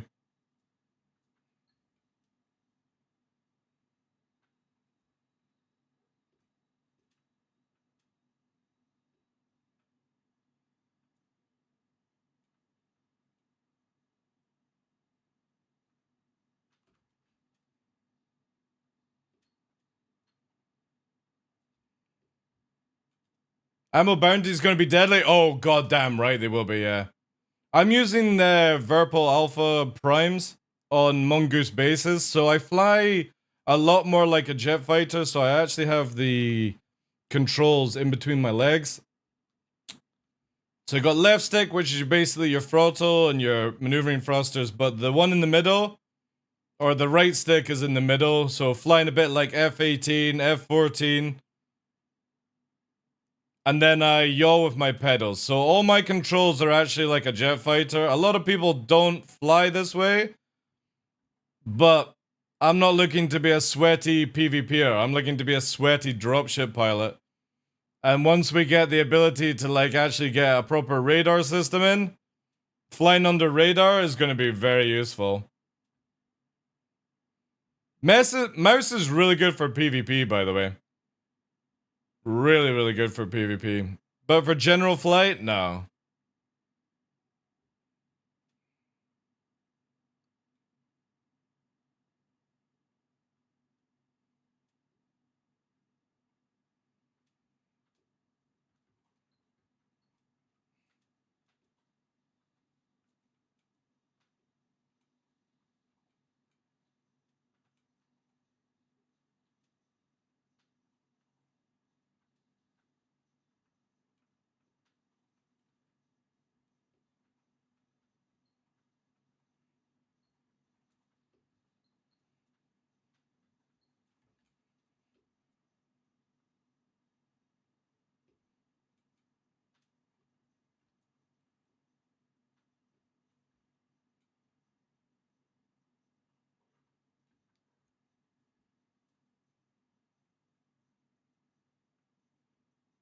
I'm trying to fly like you would do in 323. Obviously, it doesn't have the sway as much.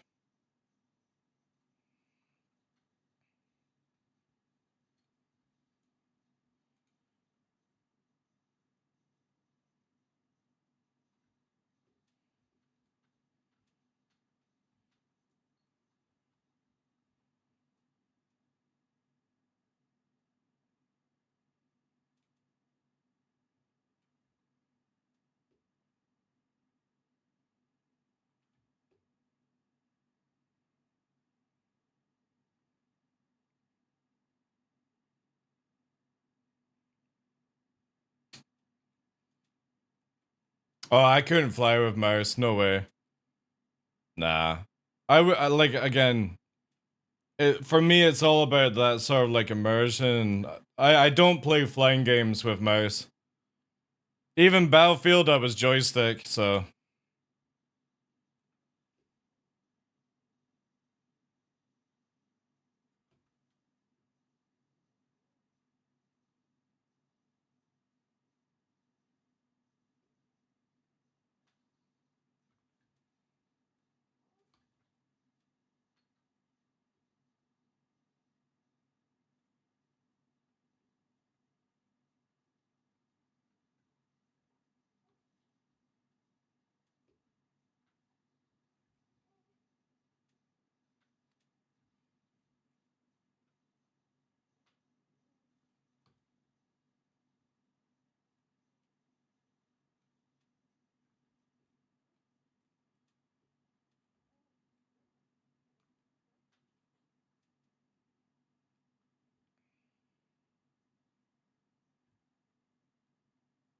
Just to watch? Thank you, dude. Yeah, again, like, I want to start making more videos. More videos when 323 hits.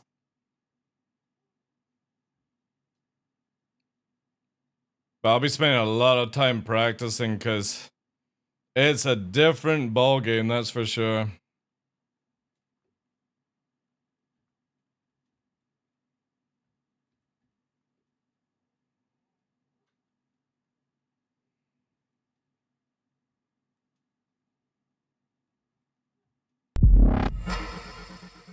Hey, sideways. I see you becoming a dropship pilot. It'll be awesome, man. I can't wait for it. Maybe 4 Detox will months hire me. and just getting started. Thank you, dude. Thank you for the 4 months. Tier 2'd out of your mind. Low flying with Corsair, good idea? I mean, it can. Any ship can low fly. The thing is that you just gotta remember it's slow. And that's fine.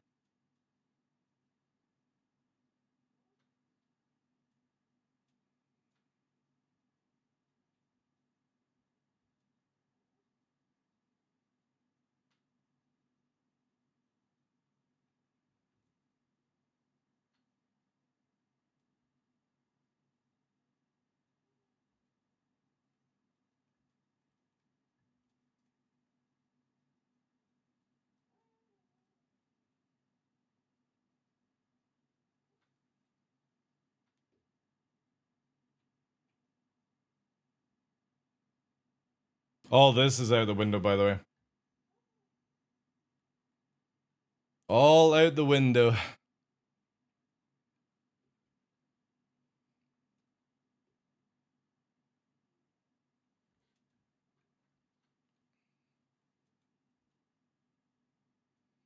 I think you should offer a high-speed mining operation. That could be kind of cool, actually. I remember there was once I did low flying with a mining ship, which was kind of fun. How you doing, Medical? Please do your roleplay voice if you do. What's my roleplay voice? Is that the Scottish one looking for his dog?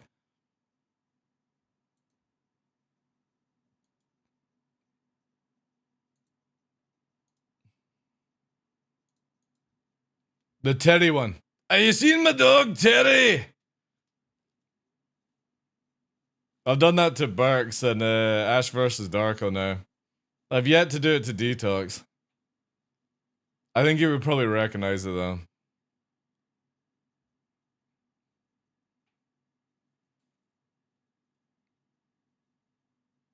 An A2C2, A90. The problem with these ships is that it looks very goofy for me.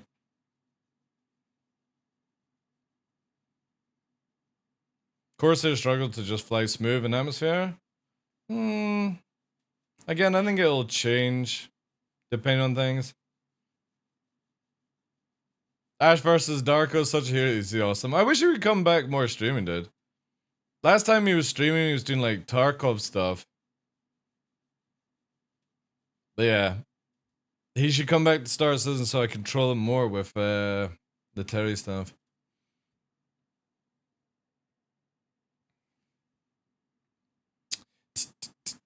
You played Tarkov daily? Nice, nice. Well, I think like, hey, you should come back to Star Citizen when like 323 Live is out or something, you know? Right now it's in a bad situation.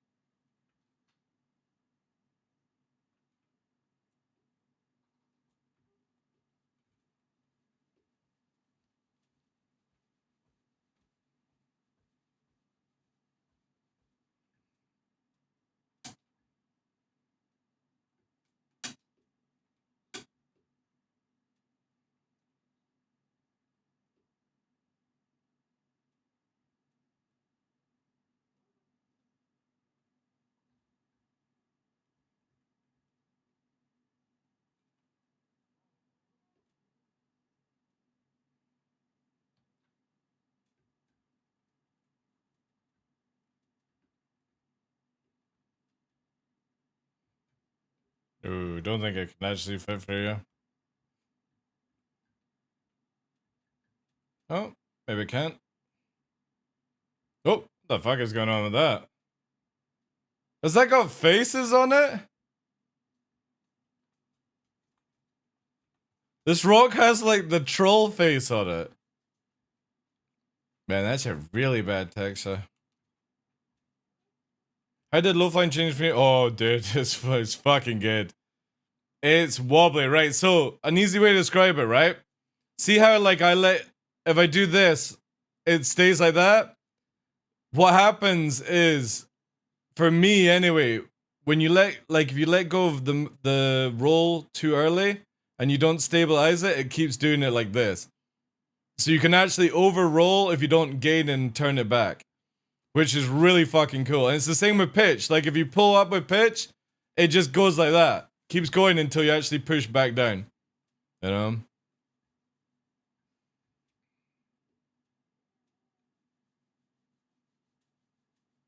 A drone follow camera? It would be cool, yeah. Hopefully CIG will do it, right? Hopefully.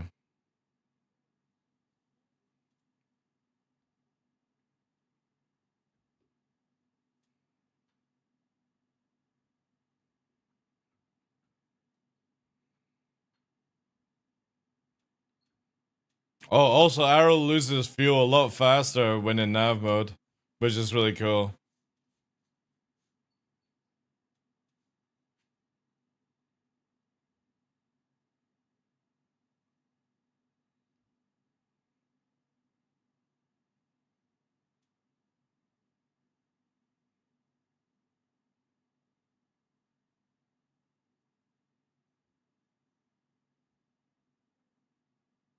Oh, wait.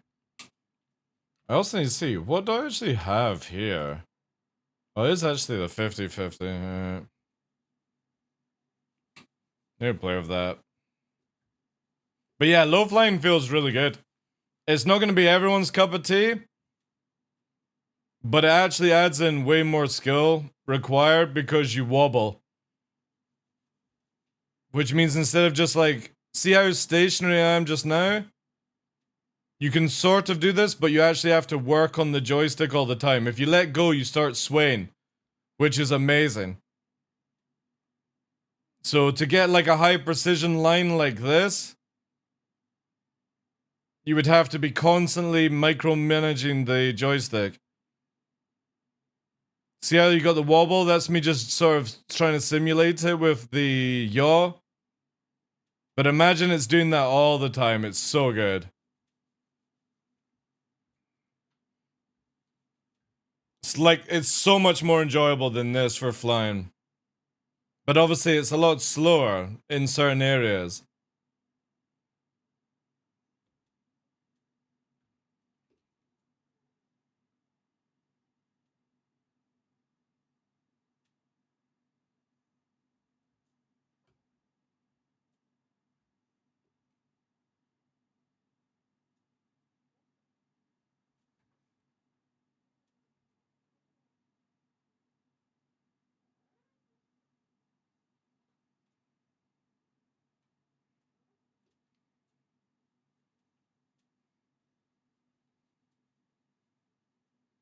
But don't you know the drone full cam is already in? Just press Alt third person view. Yeah.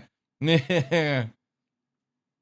I would love if there was more separation from couple, decouple. Couple should be 100% accurate, whilst decouple... No, in 323 it's not. There's so much sway in couple mode now. Like, you can do a lot of things now in couple mode. I think they should just get rid of the two systems and bring out a proper system. And just be done with it.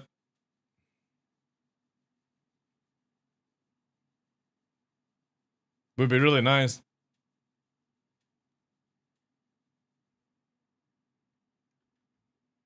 Just get rid of it all.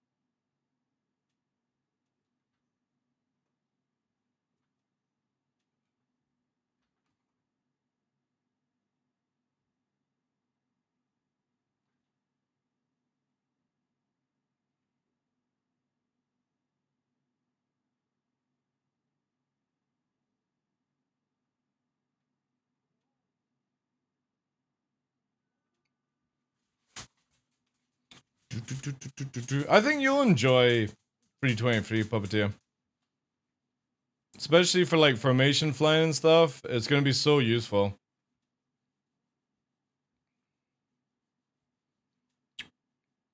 They both made me feel so off aiming without high tension on my sexies.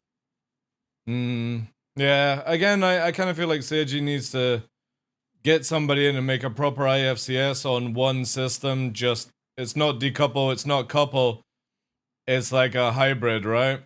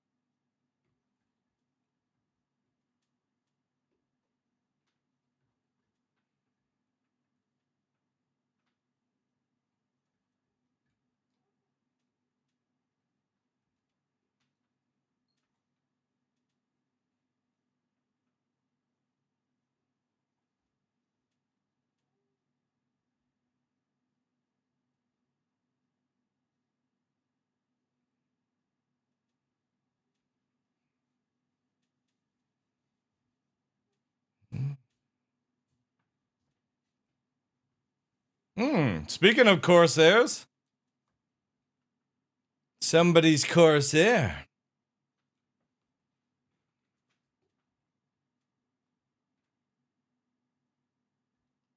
Oh, multiples. Wait.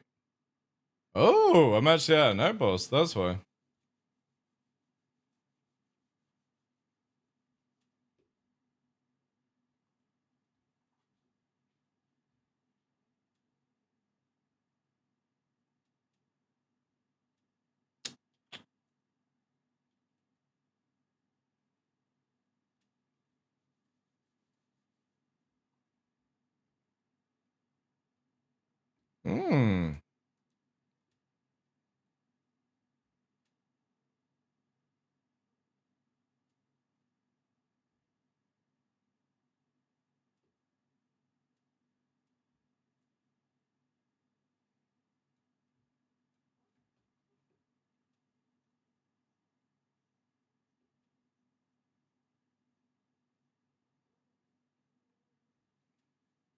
Looks like dinner. Nah, I'm on my ult that just does low flying. I'm not on the TheDarkLaw character. This thing's only got fucking sucker punches anyway. This is just purely for mucking around.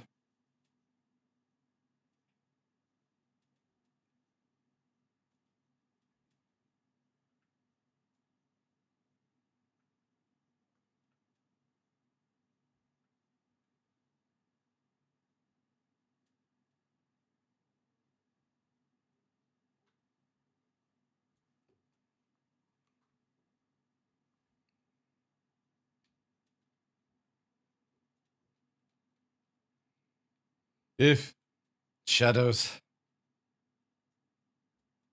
One day it will be fixed.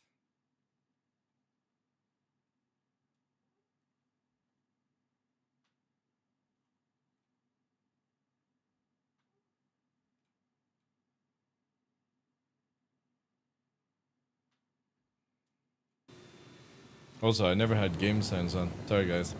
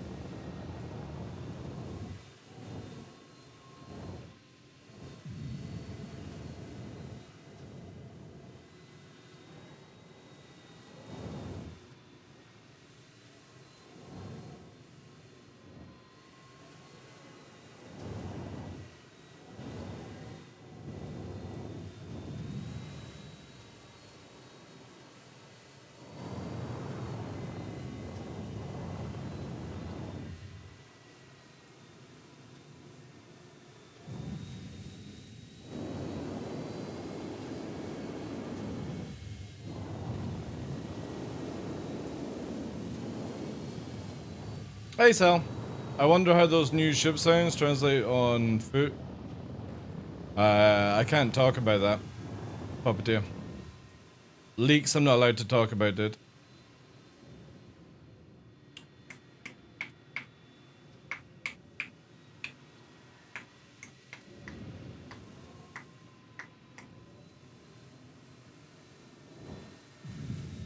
India has been lifted now. Only for images and video. But the thing is, it's not about the thing he's talking about isn't in the notes though, Tombrino. Am I allowed to talk about that? Alright, cool. Yeah.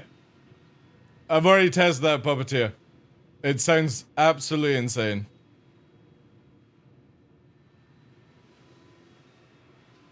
Just not sure, right? Even if it's something that's not in patch notes, right? So I can spoil shit for people. Because I've only been, like, talking about things that are in patch notes. Ah, nice. Yeah. Yeah. Am I allowed to say that I was doing stuff with other Evil Catty members and name them? Stuff like that? You can. Yeah, so last night... right, good. It's good that Fresh and Tumberino here. Last night, I was testing stuff with Fresh, Puppeteer, and when the two Gladiuses went past each other, it's fucking intense, dude. It's really good. But sadly, it's the only ship that has, the thing, you know? The Gladius is still the only ship. They're so good, yeah. The problem is it's not that, like, well, I need to try it more. Yeah. One of my favorite things is switching from SEM to nav mode. Now it just sounds like you're installing a new fucking engine in the back. It's like it's transforming. So you got your standard thrusters and it sounds like it's doing a fucking Back to the Future style stuff is like... Oh, wait. Do you guys have you ever seen the French movie Taxi? Anybody ever seen this movie, Taxi? Waiting at the fucking airport, or the guy needs to get to the airport. That's what it's like. When you're in SEM mode, you're in your standard fucking Peugeot, whatever it was, right?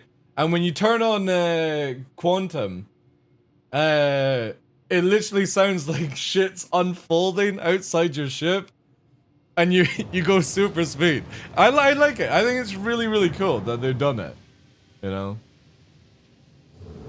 Sharing leaks from like pipeline. Oh yeah. I'm just talking about sounds. In Optimus Prime. No. It's a shame like it's the only ship that has it though. But I understand, they're just testing it out. But definitely if that's the way CIG are going for ship sounds, I'm all for that. I've had a lot of rants about how unathletic these ships sound like. They just sound like they're fucking go-karts.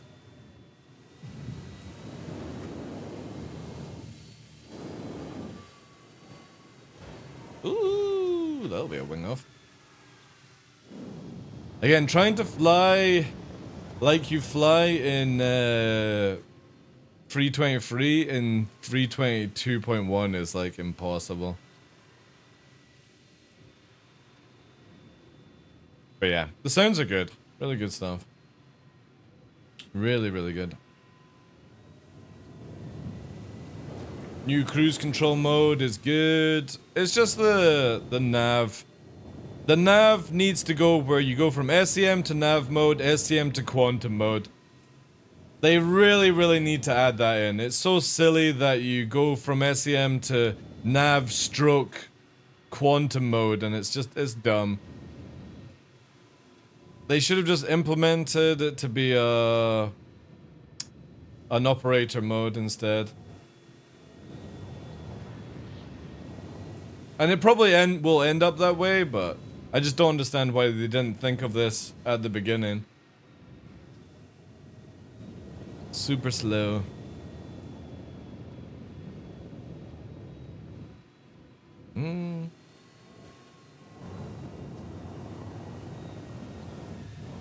My 100i lost engine audio for a bit after I QT'd. There's a lot of bugs. Like if you're in offline mode in Arena Commander, sometimes you don't hear any sounds and you have to like hit escape and then escape again. Any chance to see if they increase cannon S5? Oh yeah. You can already see that in master modes on 322.1 did. Just go into a Vanguard, it's got a size 5 cannon. You can already play with it just now.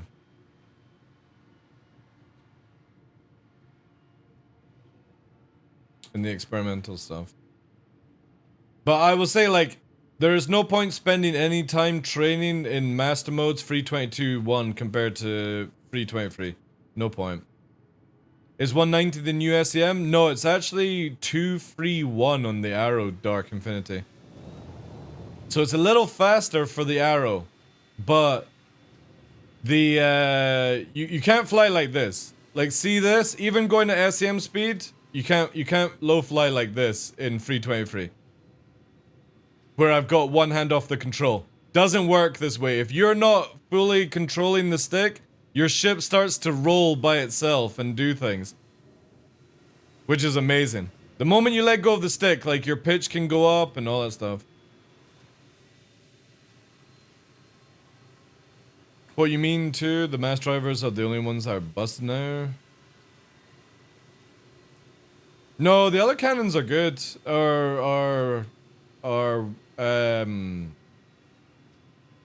Like the size 5 Blue Manx.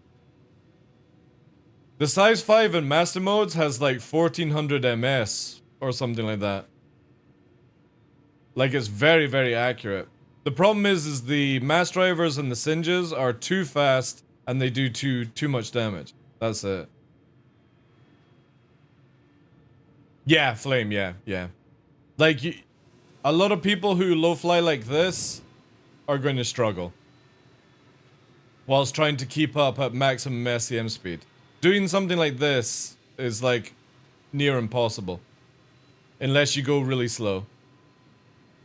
You want to be more horizontal. Because again, when you're like, say you're rolling and you let go of the stick and you don't center it, the ship just keeps rolling like this. Obviously, just imagine I'm not like grabbing the joystick. If I had let go, it just does this, you know? That's not going to be nice in PvP as well. Well, don't let go of your controls then. What do you think happens in real life when you let go of a stick in a plane?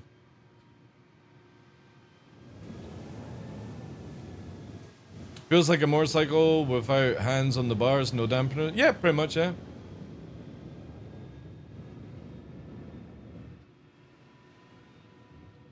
But yeah, it's like you also have a lot of sway. So when we talk about sway, your ship will move like this, right? Whilst you're moving forward. It's not as potent as this. But again, if you don't control, you know. Again, it's master modes or 323, as we'll just call it from now on, because there's no master modes. It's just 323. It feels really, really good for the future of this game. It just requires people to let go of what they know and adapt to more stuff. So instead of me just going, I'll rub my bald head whilst I'm low flying at 200 meters a second, I have to now sort of rub my fucking head on my shoulder or something whilst holding the controls, which I'm completely fine for. Or you angle yourself up like that to rub your head, you know? The moment you let go of the controls, you flop around. And I'm all for that. The other biggest thing is, like, for example, just doing a basic loop like this isn't like that. So that's me coming to there. If you're in 323, I would just be pulling up about this height. It falls out the sky a lot faster. But the thing is, though, there's a lot of dampening as well, Ship Club, that a lot of people won't be used. So, like, for example, if you're in couple mode and you just do this, right? It doesn't do this in 323. You still drift, even in couple mode, right? Yeah, pretty much, like, sideways there. Again, people just need to adapt a lot of, like, time, you know? Because, again, like, if we look at 323, give or take, right? Let's get the speed up there, and then we'll do this. Individual speeds. It's like 321, right? So this is about as fast as you go. It doesn't look like this at all. So this looks very smooth, right? It ain't looking like this in 323. It is more like this is how you'll see most people behaving. Because they won't be able to hold it steady. Did you post on Discord? I don't, because obviously, like, I'm not posting anything here. Ship Club has it. Are you ready to go with the link again, Ship Club? I can give you the permit. It should just be instantly. Oh wait, no, it's not. Ship Club. There you go.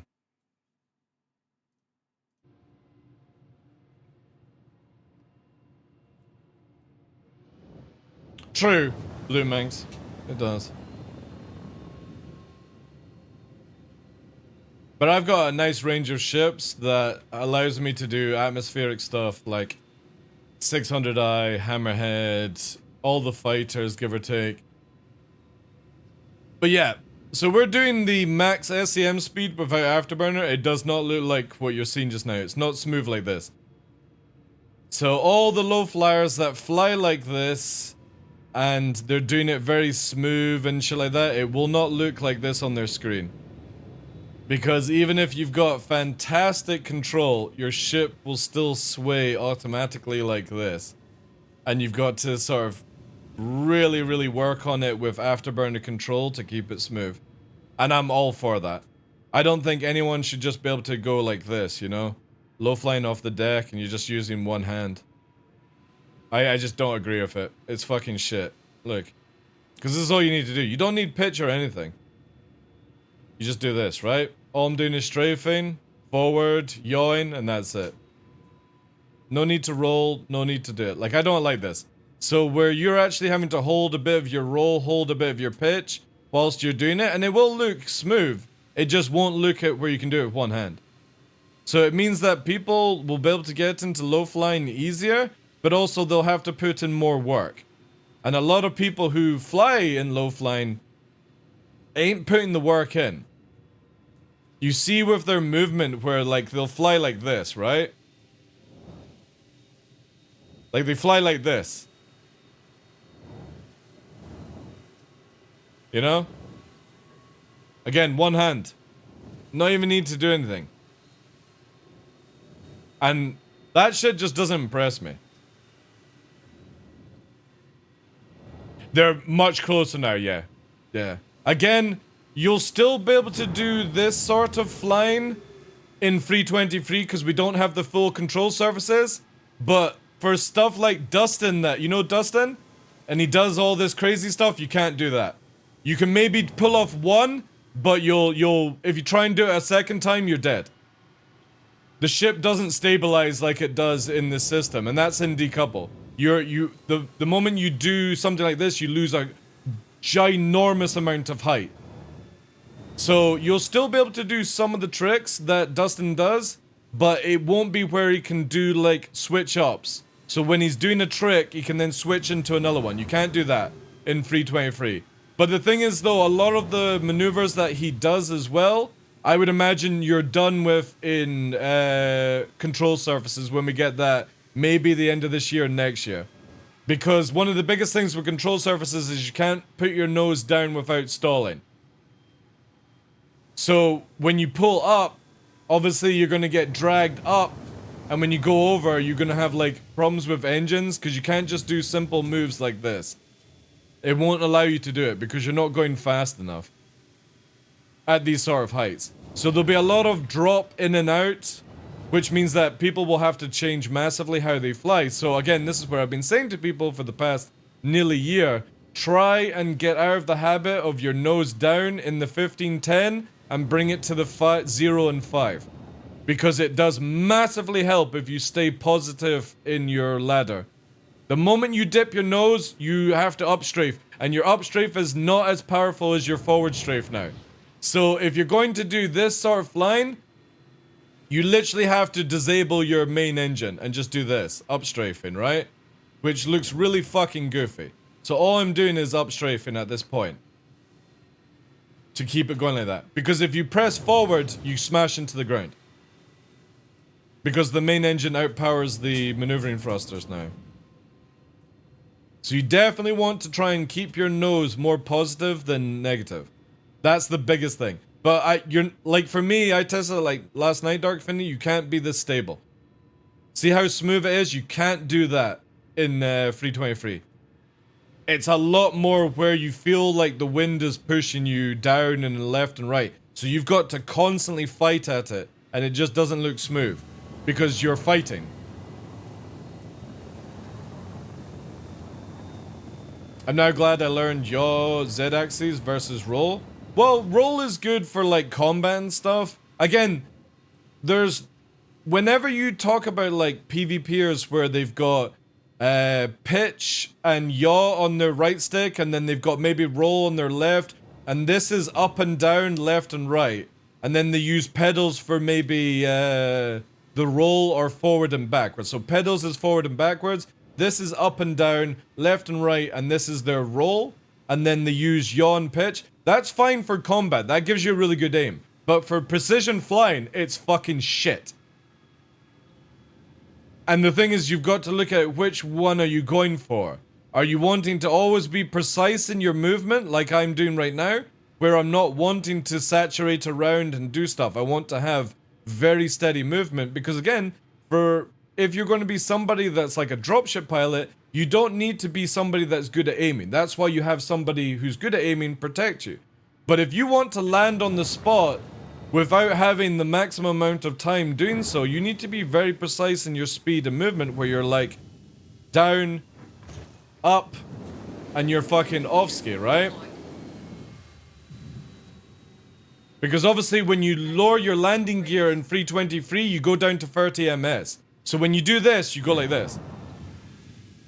Automatically. And you're flying about 30 ms to do so. So this is how fast you can go when you've got landing gear down in an arrow. Obviously when you raise the landing gear, you can go back up into the speed. So the moment that you press landing gear, you need to make sure you're in position now for doing dropship stuff. Or you're getting railgunned, easy to be targeted, so you're navving. First of all, you're navving into the situation, and then it's like, right guys, I'm coming out of nav mode, getting my shields up, you're coming slow. You're going to try and stay as low to the ground as possible, because again, most people won't be used to it, so they'll have to beam down, and they can't beam down because they'll stall because of how the new control systems will work in the future. And then you're wanting to land, so you come into a halt, landing gear's down. You're going to drop, drop, drop, drop, landing gear goes up, and you're fucking off ski, right? Landing gear raised. And for me, precision flight is going to be more important than being able to fucking aim well.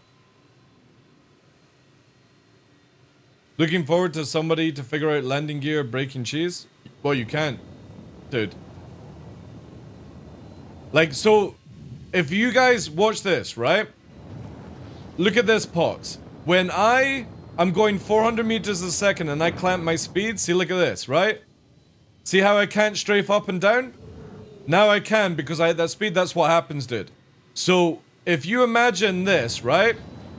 Now you can see in my left stick, up and down, up and down. You can see the TVI moving up and down. So you do landing gear, this is what it's like. You don't have any control until you hit the speed, and then you can move again. So there is no landing gear cheese, dude. If you hit the landing gear too early, you are fucked. You will most likely crash into the ground. Watch me when the ADHD hits in the cutter with VTOL and landing in a large hangar.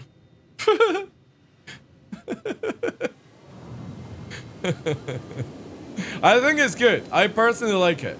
I'm so bored of people using like landing gear cheese to fucking make their arrows smaller or their Mark II Hornets smaller, you know? Plus with the landing gears down, it makes their belly invulnerable if you hit the landing gear instead of the belly. So I'm glad that you literally crucify your speed if you go into landing mode. I'm 100% happy with that. Again, anything to get rid of all these little cheesy things that people have been using for years.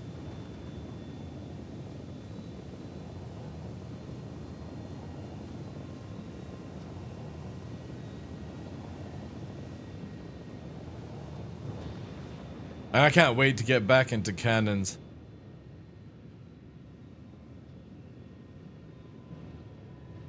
Yeah, at least that's fixed now, thank goodness.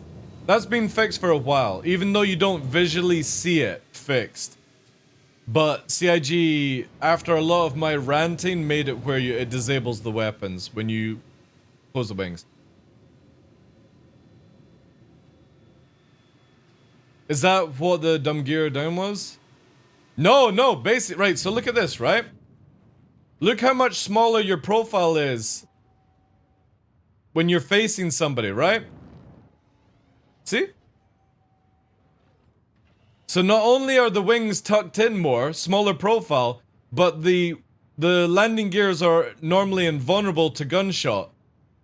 So if you've got like ships that have got big landing gears like the the Vanguard, it makes your belly invulnerable because you most likely hit the landing gears beforehand.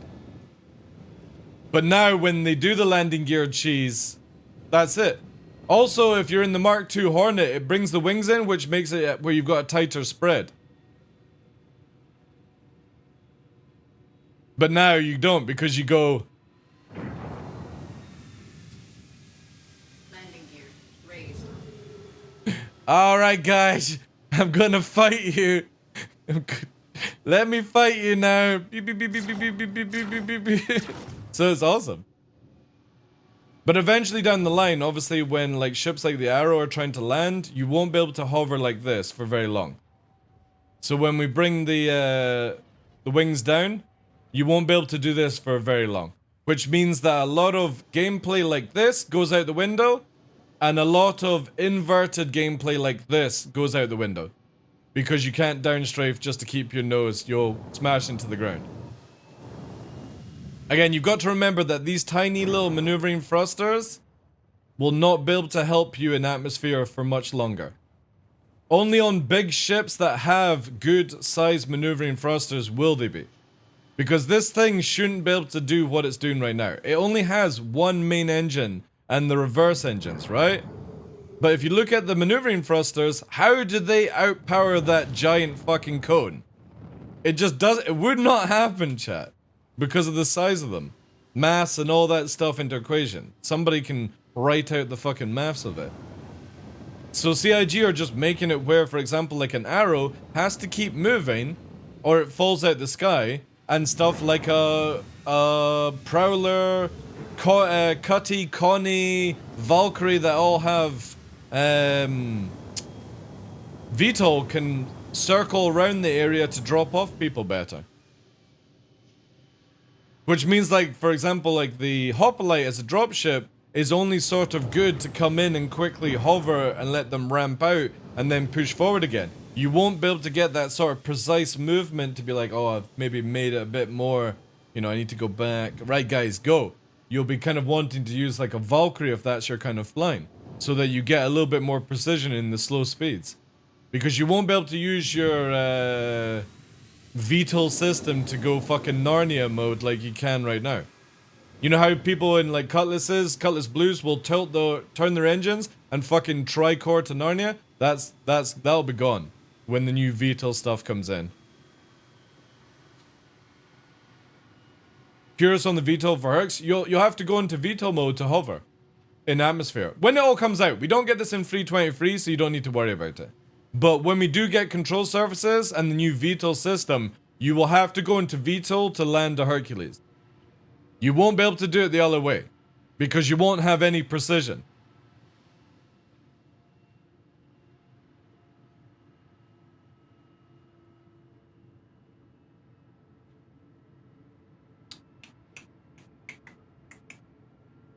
But again, we don't have it for 323, so people don't need to worry too much, right? Go to Hearst and Evil and point your nose down 90 degrees, see what happens? Yeah.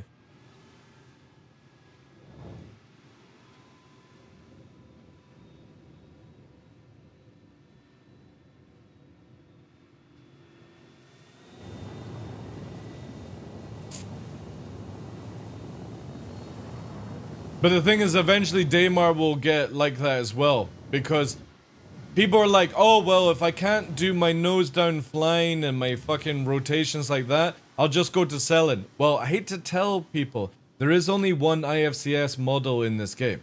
There's no, when I go into atmosphere, it changes IFCS. It doesn't do that. They just make it where your thrusters and control surfaces change differently when you do that, but it's still the same thruster movement, same percentages and stuff. It just moves down. So if they make it where you can't do this in Hearst, then you can't do it on Cellin. Because there's no different rules in the game. They would have to create another IFCS purely for atmosphere to make it where you could have it in different zones, different areas, doing different things. A lot of people are going to melt their Hercules unless you're purely using it for cargo moving ship club in 323. That thing is a fucking whale now. It's like that. You turn the music on. This is what you listen to. Where's it here? I'm sure I've got something in my meme folder.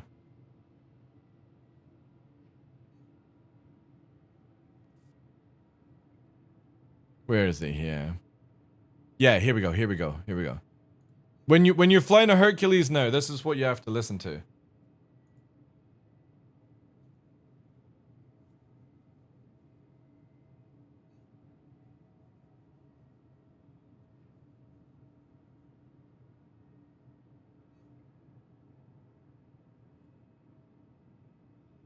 Backstrafe obviously has a long way to go, Bart. So let's get off this fucking meme. When you backstrafe, right, so you can only do 230 backwards in an arrow, right? But can you see here? That's me at 230, right? You can see here what it's doing in this. It does not do this in 323. It would automatically spin around like this. The moment you get maximum speed and you go backwards, it automatically spins you around to go forward.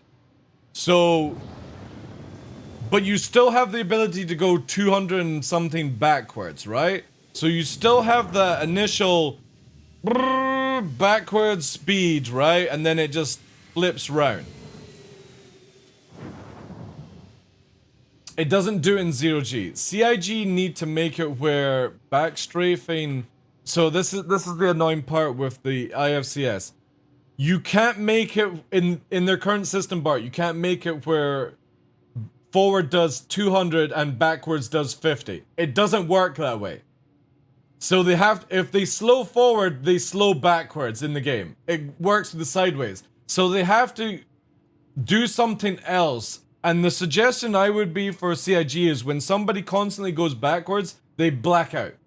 They just black out. Just make it where they lose vision or something like that, you know? I fired Starfare, do you think they're gonna remember it was a dedicated VTOL? Damn thing can already barely do you remember, Tidbit, when we had engines overheating and the auto hovering system? I don't know if you remember that one.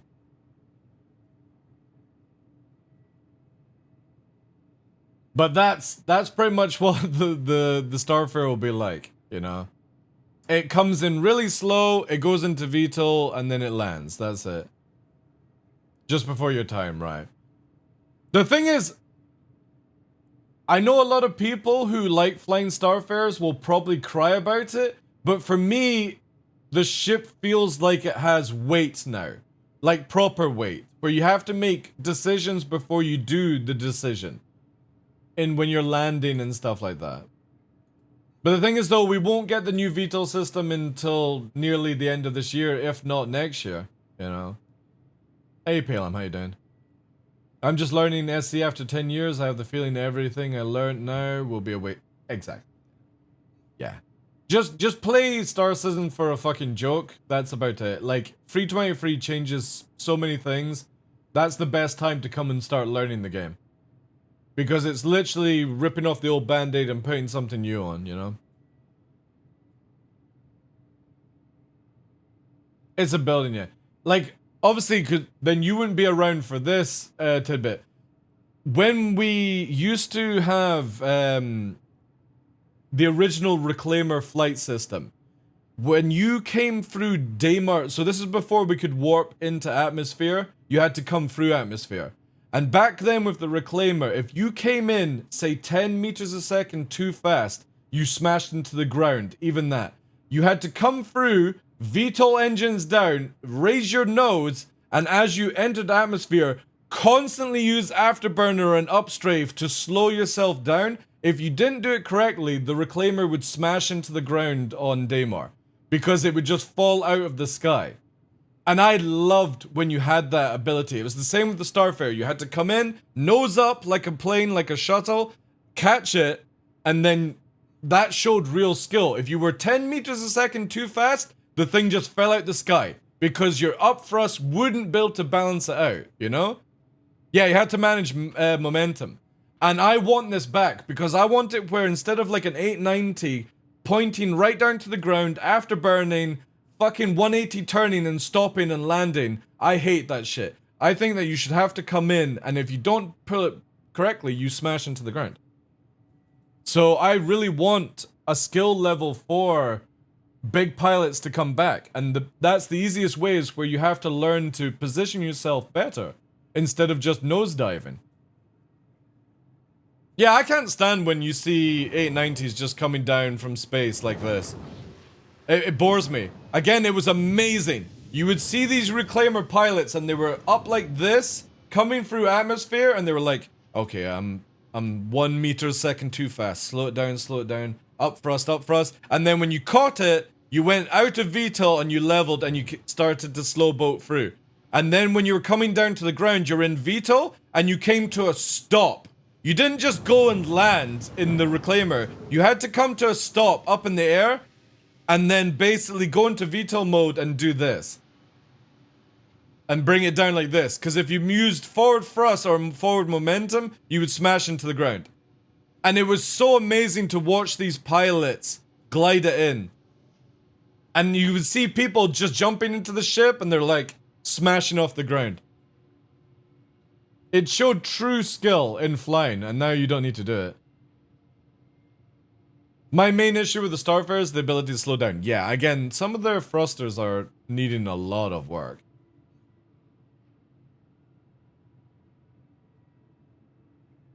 But hopefully CIG will bring it back, because it is a beautiful thing to see when somebody actually knows their ship and they're not just fucking free dicking it.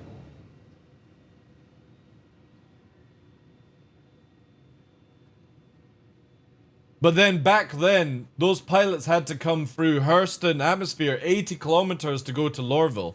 Now you can just warp to it within, what, 10 kilometers? It's so shitty. When the cop tells you... I think it was it yesterday or the day before, chat? I think it was Monday. I was helping Battlestar out with the... got a kill for like the Xeno stuff. I got to kill a hammerhead in a belt, and as I'm shooting the hammerhead, a police NPC tells me to stop and scan me whilst I'm fighting a hammerhead. I absolutely hate when this happens. And it's so silly that it just doesn't wait until you're finished like killing the hammerhead. It's like, please come to a stop, and it's like, yeah, I've got a hammerhead shooting at me, pal. I can't really stop. Seen somebody land and able to lift a Reclaimer that was upside down. Yeah.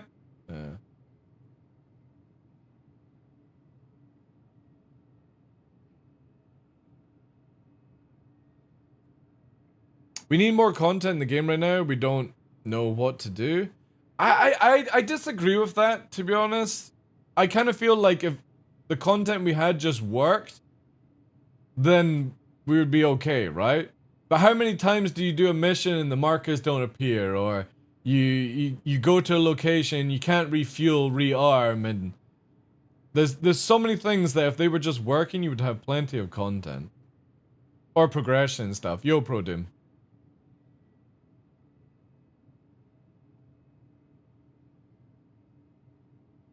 There's a whole generation of SC pilots who have no idea what atmosphere. Also, there's a huge amount of pilots that don't know when you're traveling through the top of, like, Hurston, right? When you're going through an atmosphere, if you turn off your engines, you go 500 meters a second faster with your engines off. People don't know this. Because a lot of the time, the game is slowing you down artificially. But if you turn the engines off, you actually go like a fucking bullet. That's not a bug. It's not a bug, Pox. It's not a bug. You have to remember, when the engines are on, like I'm doing just now, the ship is automatically hovering the ship for me. I'm not doing it. It's doing it for itself. So when you're traveling through atmosphere, it automatically adjusts your speed because the game is designed that way so you don't fucking crash. And when I see people crash, I'm like, how can you crash? But if you turn the engines off, it disables the safety system. So it's not a bug. It's just, even when you're in decouple, the game still tries to do stuff for you. Yeah, you can't go above 2K, because that's the threshold of the game.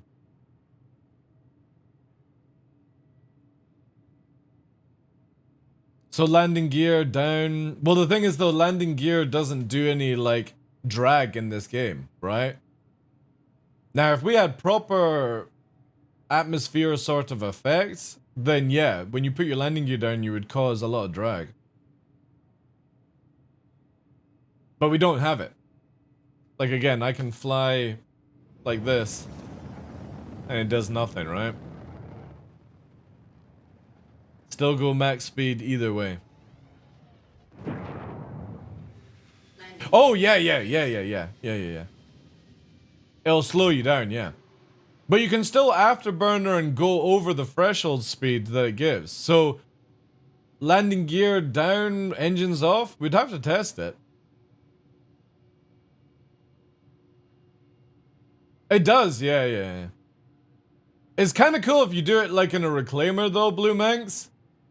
Because you get up to some serious speed, and then if you try and see how long you can hold it until you turn the engines on before you crash, it's kind of fun.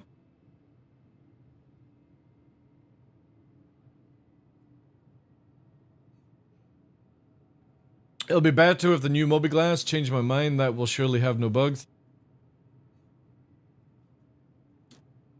Oh, I tried to use Mobiglass yesterday in Evo Pelham and it was just a black box in front of my face. So I'm not sure about that. I couldn't actually use the new map system. It was a black box that I could just sort of peek over.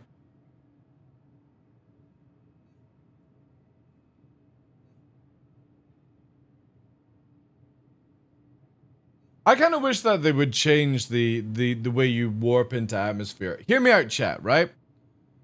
I think that the instead of warping to an outpost and you're like in atmosphere, I think it should warp to you above the outpost in space, and then you've got to travel down through it. It can still be 20 kilometers above, but you've got to travel down, kind of thing.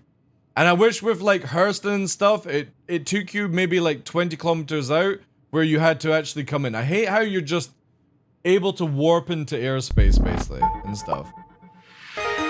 Yo, Dark Infinity, thank you very much for the gifted subs, dude. Appreciate that. Can we get some W's in chat, please? But the space dads will cry? Dude, they're gonna cry when they start flying their under 200 ms fucking reclaimers on Hurston.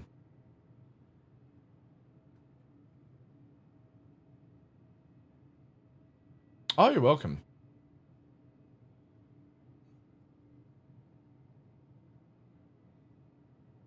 Yeah, I'm with that as well, Pox, you know, because I don't think you need to... Like, a reclaimer was never designed to come into, like, a hard atmosphere planet anyway. Now was the Starfare.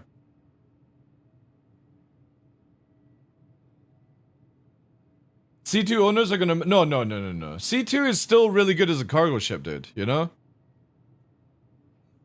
Oh yeah, I know Tumberino, but it can't even do that in our current system right now, right? See, that's one thing I've always been saying to people. When everyone's talking about how slow the Vanguard is and stuff, it's like, that's how fast it goes on Hurston combat under 10 kilometers anyway. They're expecting it to go up to like fucking 900 meters a second. It's like, what? We've never had that in the game. Oh yeah, when they try, yeah, they lose their shields, I know, yeah. But I've showcased master modes off so many times. Watch this, for example, right? I should be able to do it on this account.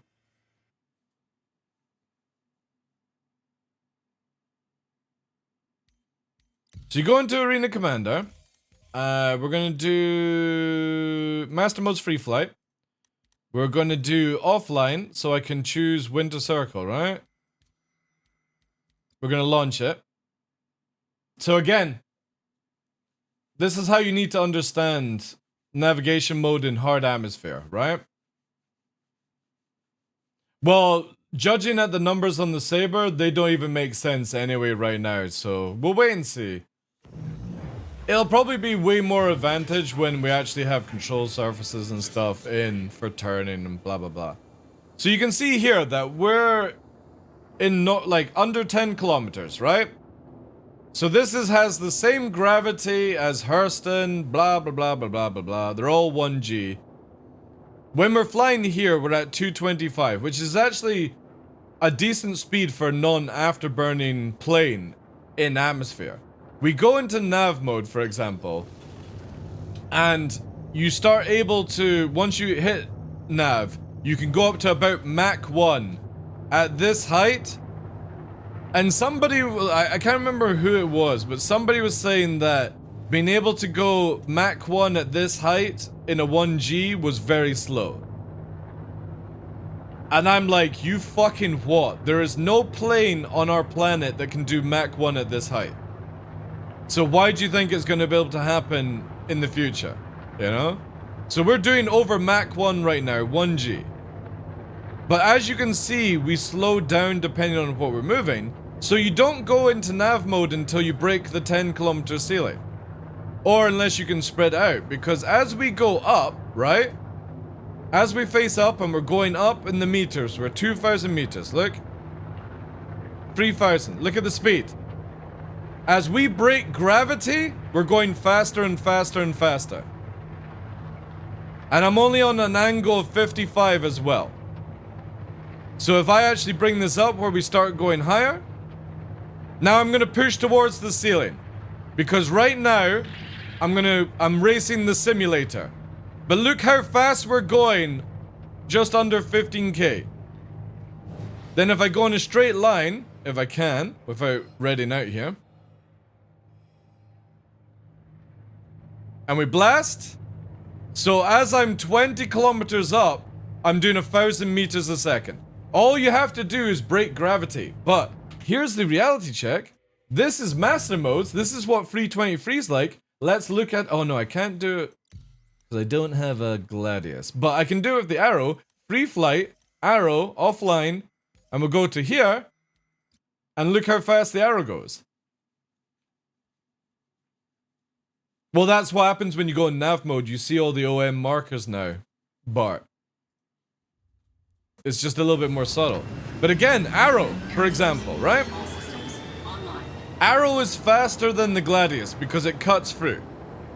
But this thing for so long has been broken in the way it flies in atmosphere. Because it's doing nearly 400 without afterburner. So whilst a lot of ships had the new system, the arrow was always broken. It does it without being in nav mode, or you know what I mean, right? Paperboo Canero raided my stream with 53 Yo, views. dude. Thank you very much for the raid. Welcome in, guys. Welcome, welcome, welcome. We're just having a bit of discussion of 323.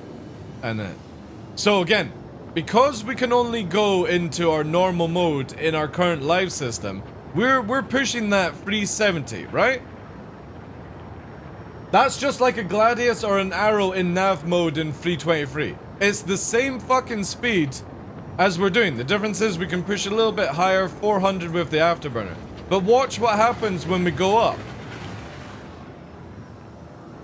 And again, I'm not going to use afterburner. Look at it.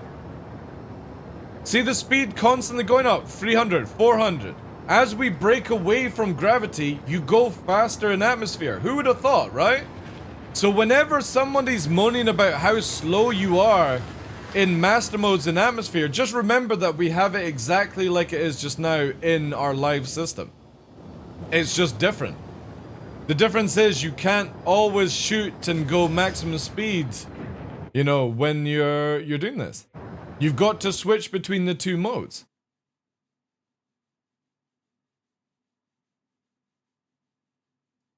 Yeah, but the thing is, I don't think CIG really has that in play, Astral. I think it's just the gravity is that you're escaping, right? So again, you go back into master modes.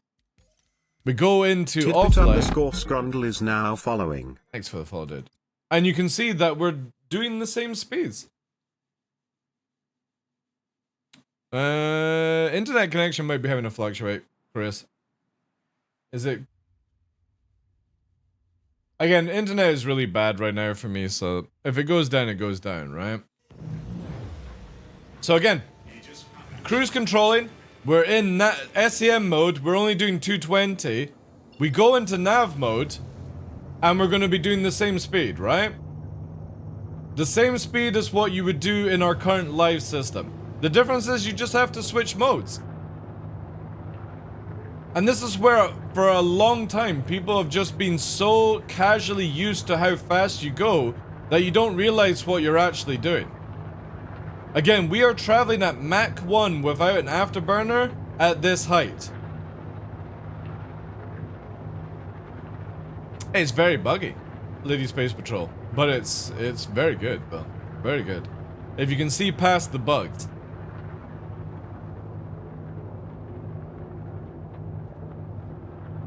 No, it's not ready for wave 1. No fucking way. No way. No way. You do not want wave 1 like that. I would say another week, I think.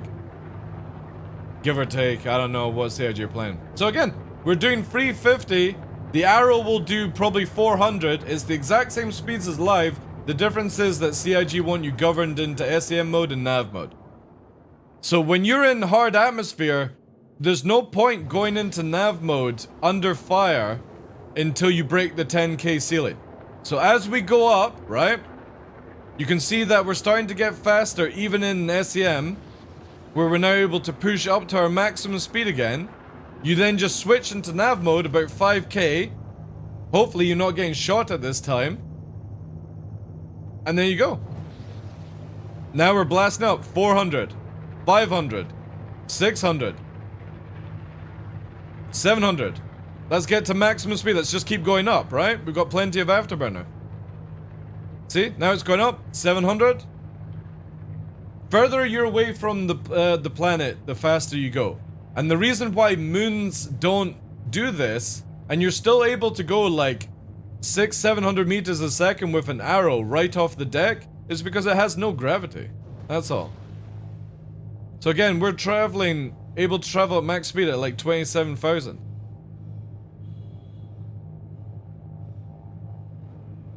Obviously we can't continue because it's, well, Arena Commander.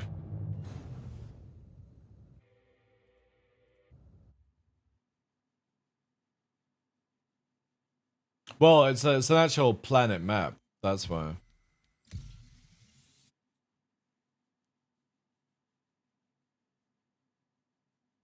Exactly, Ship Club, because again, you've got to understand that when you go to certain locations in this game, it's not just, oh, I'll go maximum speed and warp away and get out of jail, right? That there has to be, like, where you're in a, say for example, you're bringing a big cargo ship into an outpost, it shouldn't just be where you go in the cargo ship. You should be like, yo, can somebody scout me? Somebody go and check if it's free, it's clear. You're in a caterpillar, you open the door, a fucking Fury flies out and it zooms down to go and check before you actually go into location. The problem is people don't think this. They're like, oh, I can just turn up in my fucking Hercules and I'll be fine. Well, guess what? You're about to get a reality check. You're not. You need to have somebody scouting your big ship. When a cruise liner comes into port, it uses the little tugs and stuff to push it roundabout, you know? It's the same sort of idea. You're gonna have somebody scout you. Stop doing all the stuff in one big solo ship. You're not gonna be able to do it for much longer. Oh, the AI is... Welcome. Yeah. I can't wait, chat, to try and do an ERT in hard atmosphere versus AI. I can't wait. And I'm somebody who just loves sort of like PvP. But the idea that the AI is gonna spank me rotten, I can't wait. Oh, Spectrum is gonna cry about it, but at the end of the day, as CIG could just turn around, they've got their money, thank you for it. Goodbye if you don't like the game. It's not gonna make any difference, you know? There's always somebody else you can bring in that will enjoy the game. If somebody spent like 15 grand and they don't like free 20 free, bye.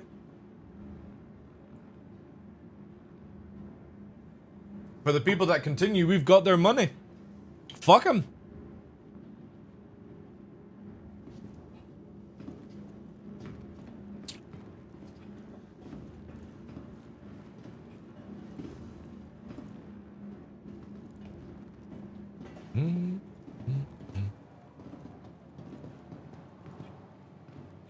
Alright guys, we got an ad playing. An ad break. The Herc could get melted by an F8 pilot with cannons, even Gatlings in 322 by an F8. Not too lazy to rearm though. Cannons would drop several before rearming. No. No. Not if CIG sort out some of the issues, no. But if you don't have a gunner on your C2 and stuff, then that's on you. If you don't have gunners protecting you or an escort protecting your Hercules ship club, that's on you to get killed by one person. Stop being greedy. Go and do a little fucking Aurora mission if you don't have people to play with.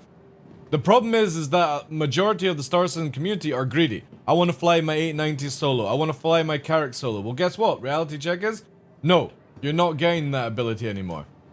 You can if you want to, but you're going to get absolutely rinsed if you do. No, they won't want them to spend another... They won't. Do you know that you make more money with brand new people spending $45 than you do with somebody wanting to spend 15k? So pleasing one person to spend 15k, you can make triple, quadruple that amount by just bringing new people into the game. If people have spent big money, fuck them. Whales mean nothing in Star Citizen. They were only good to help this game get going. But your typical backer of 45 bucks is what you want. Not somebody that has fucking every single ship in the game. Nobody cares about those players.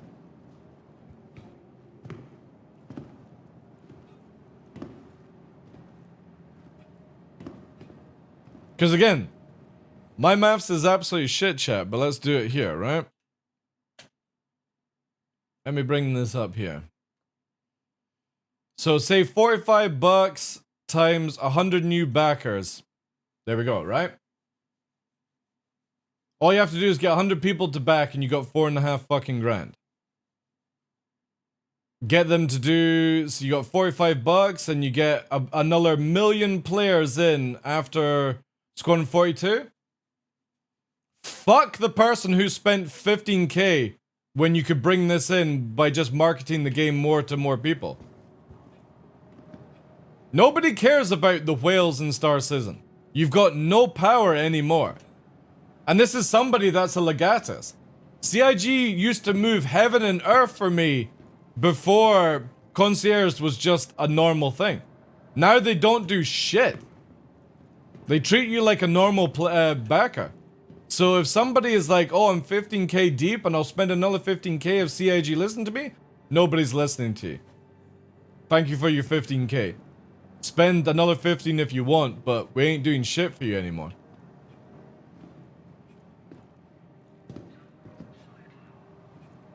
Yeah, exactly. CIG will make more money on selling a $20 skin than they will off one backer spending 15k.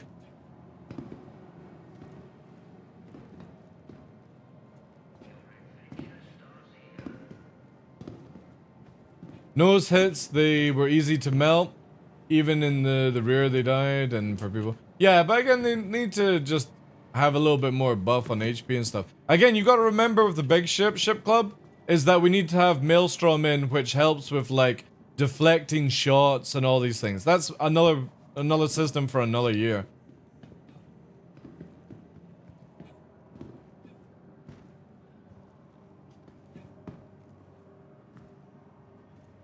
Well, people do that, Pox. People do that to get... You know that there are some groups that have like 55 accounts each, just so they get 55 upvotes in the questions for the Ask the Developer stuff, right? That they literally go through 55 accounts to upvote, just so that they get in front, so they get their question answered every time. So, fuck them. If they want to waste 55 accounts worth of 45 bucks, I'm all for that, dude. Let them waste their money. They'll still be shit at the game when the game is actually finished. Whales are normally whales because they just can't be bothered to learn to play a game. And they got more money than sense. Let them spend their money. Oh yeah, unlucky professional, it's stupid, dude. It's the same people all the time, you can notice it. Obviously, I'm not gonna name and shame, you can do your own information on that one. But just watch how some people have way more karma than... You know that karma, right? It's like Reddit and stuff. People have got like how many posts in karma? Watch how some people have like gazillion thousand more fucking upvotes than other people with more posts. Yeah. There's a lot of shenanigans. That's why I don't bother with Spectrum. It's just a cesspool like Reddit. And it's always full of bad information as well. I hate the karma system. It's so stupid.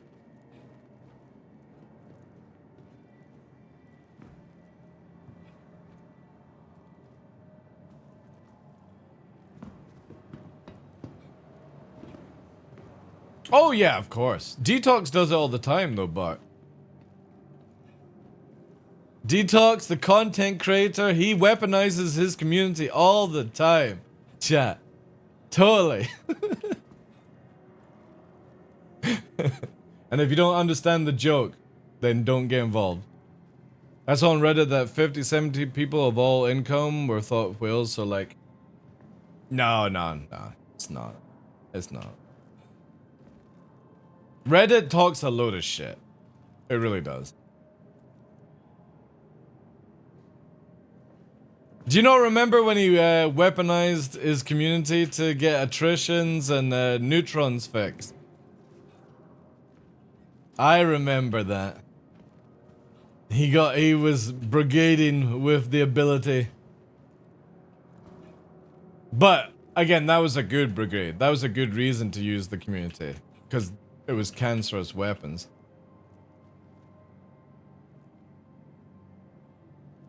It's a 4 months old discussion? Yeah, so it's worthless then.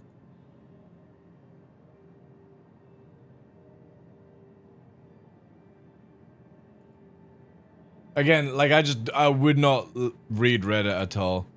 Or Spectrum in certain areas.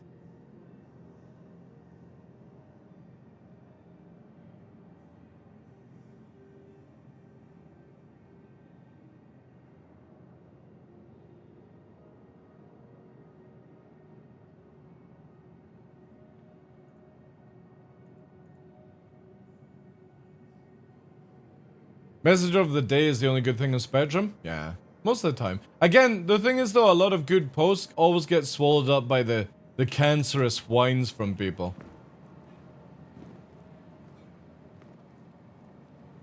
I have seen a streamer brigade the eye. Yeah. Again, it's sad when it happens, but what are you gonna do, right? Was it Knievel? Probably the kind of sort that does that. I mean, if you're gonna fucking view bot your viewers on a second channel, you're gonna milk them on the IC as well, right?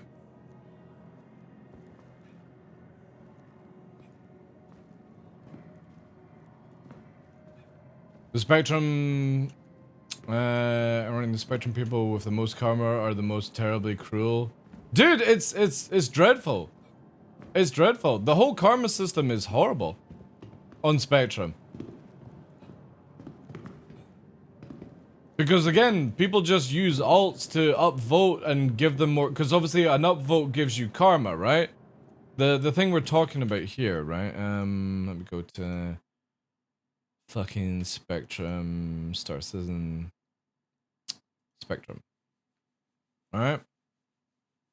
Let me actually just double check that this comes up here. I'm gonna use my own thread, but just in case there's like any evil information that I don't know if it comes up or not.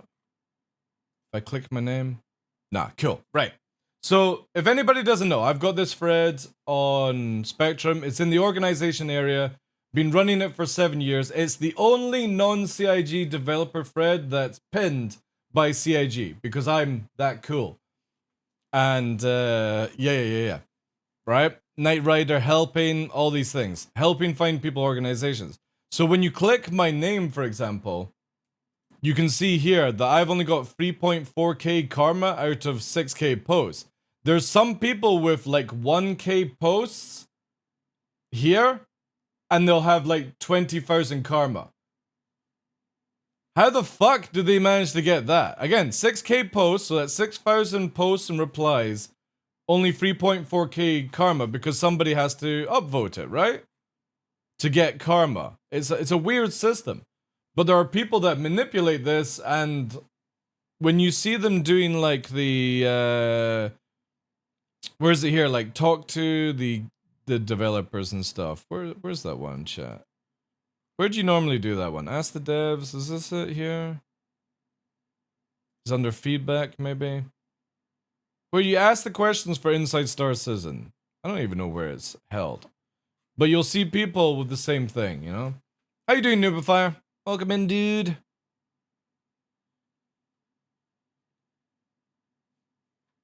But yeah, there are people that have like 50 plus alts just to get upvoted instantly so that they get their questions always answered.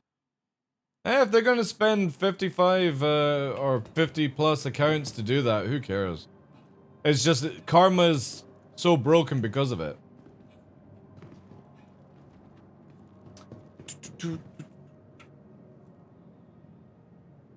Oh yeah, every system, yeah. That's fair. Unlucky, dude. It's up to you if you want to be like that. That's cool.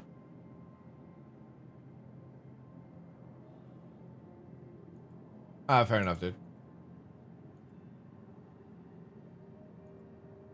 Yeah, again, like, people are always going to use, like, cheese and exploits and ways to get around to drive the narrative, if you want to look at it that way. You're never going to be able to deal with it, sadly. I don't think any game company could really stop it, right? Yeah, Herb, yeah. It's kind of sad, right? Because back in the day, right, you always looked at it that if somebody was cheating, exploiting, it was like the absolute scum of the earth. Now people will go out of their way to find a method, and I'm not talking about like cheat engines or stuff like that, but they go out of their way to literally find any curveball that they can get to get around things.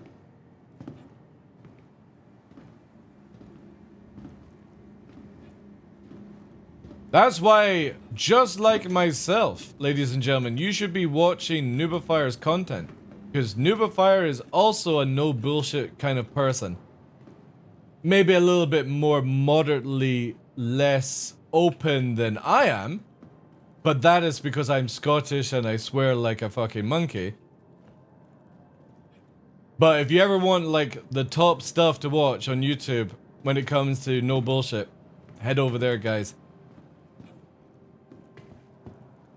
Admiral Peanut Butter and Chuck Norris will sling karma your way if you ever need to deal. Thank you, thank you. Yeah, well, it's the same with like Call of Duty now, right? So Call of Duty went out of their way to make it where if you're a known cheater, instead of banning you, they make it where it fucks with your game, right? So you'll get it where like the moment you drop into a zone, you instantly die. And you've got to then leave the lobby, come back in. I kind of like the way that they did this. It still makes somebody to go and buy another account like in the past, where like if you were caught in Call of Duty or on a Steam game or something like that, VACBAN for example, you go and make another account, blah blah blah blah blah, and you start spending money for it. Cheaters will always do that kind of stuff. But I like how Call of Duty is doing it where if you're discovered as a cheater, they don't ban you, they fuck with you. And I kind of wish that CIG would take this as well.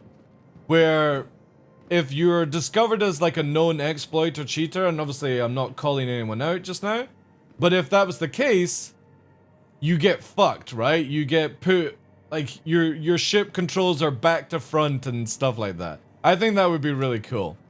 Imagine trying to fly the game inverted every day. One server with all creators cheaters. Yeah, exactly. That would be kind of cool. Again, I think it's how CIG should handle it. Not just ban people, but fuck with them. You know? They think they're getting away with it, but you make it where they have a worse experience than they thought they were going to have. Forcing them to spend more money. And again, if somebody's going to spend 45k, or sorry, it's not 45k, $45. Yeah, everyone spend 45k if you've been banned. No, $45 to get another account, then so be it. We make money, they get fucked. If you had a cracked version of Setlist 2, Iron turned to pigs, that's pretty cool. Yeah, I want more of that. I don't want people just banned. I want people, like, I want CIG to develop a system that fucks with people. Like, puts them on a server that nobody's on that server, and they can't join their friends on another server kind of thing, you know? Oh, look at that. Woo!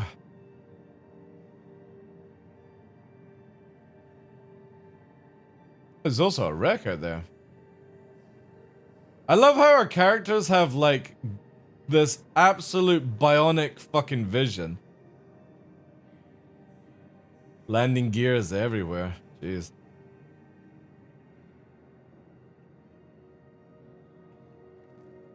They did say they intend that about half a decade ago, maybe longer, agitating people into servers together based on behavior. I think that would be cool. I think if you're gonna fuck with people, then you get to fuck with all the people that fuck with people. You know?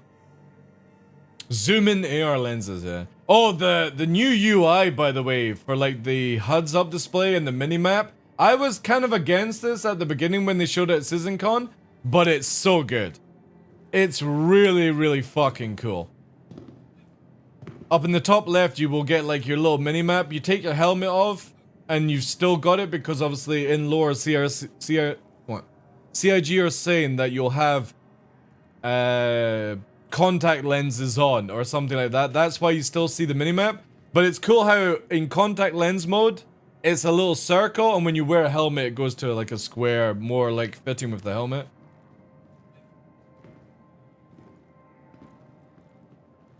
Yeah, I agree with that, Nufar. I think that's a great way to do it. And again, this is somebody that enjoys killing players in the game, but over the years, I have to have a reason to kill somebody. You know? I will let Auroras and stuff go, but if they shoot me, then it's fair game, right? Oh, I didn't try that, Umbrino. I have EVA on my list to do tonight. Try out the new EVA, And yeah, I'll look out for a new helmet hotkey as well. I want to try that.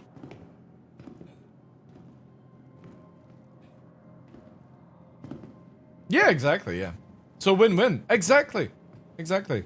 CIG need to just be a little bit more, like, hard on some people. Not let people get away with certain things, you know?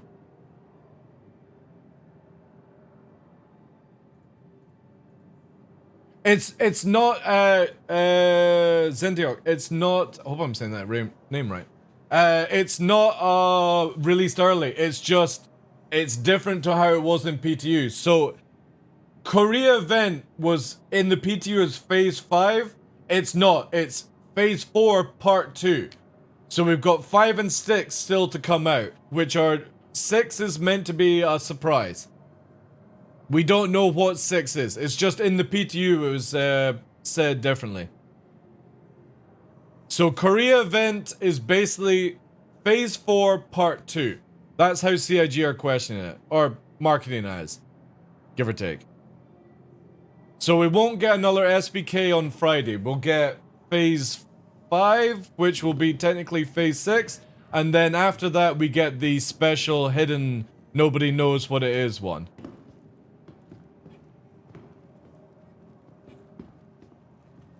Yeah, because the helmet is meant to disappear, right, Tumberino? I think we'll see where the helmet will appear when we get those, like, little, fanny pack gameplay things where you can have your armor and then put, like, a webbing on or something like that. The pouches, yeah. I think that's when you'll be able to hang your helmet off it. Oh, they're already in game in the files, right. Maybe then it just needs tweaking. Because obviously I don't like the idea that it disappears, but I also don't like the idea that I have to go to Uller, get some food, eat, and then go, helmet back on.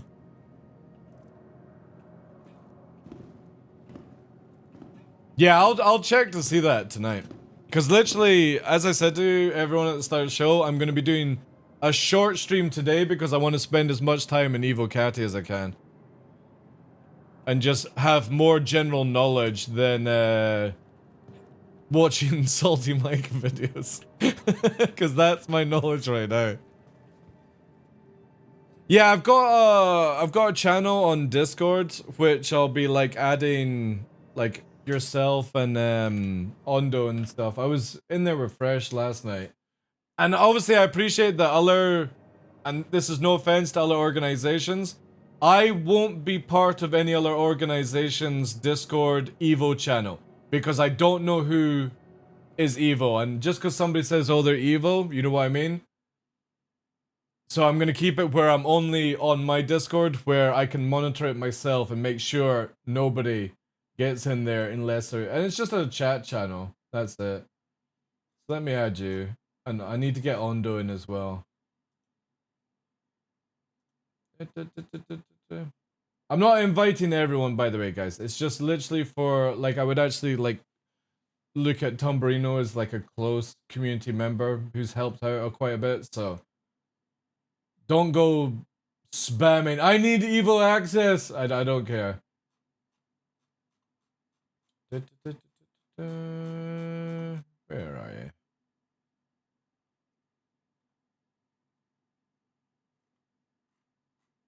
Oh, I need to actually search you out. I can actually use the bros members there.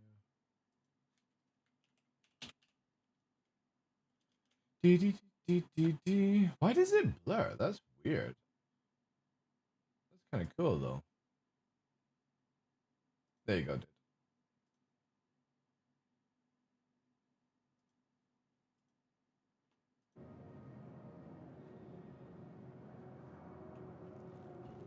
Hey, Zero State. Dude!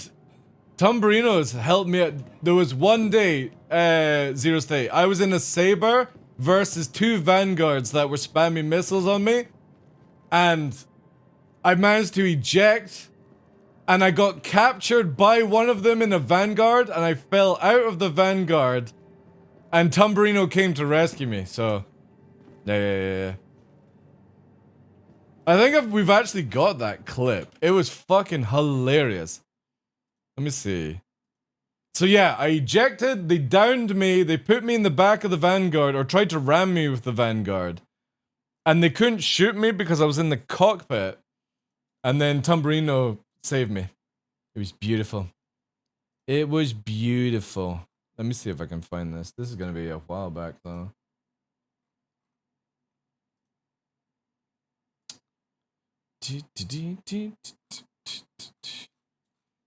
Let's see. This is easily like last year at some point. Forces and Con.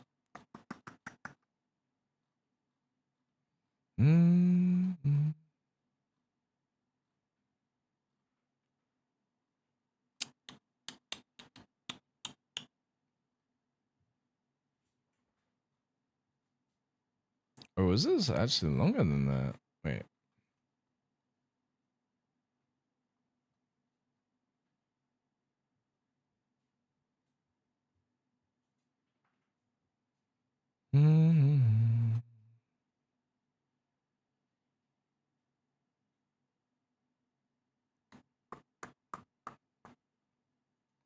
I bet it's not even named what I'm thinking it's named.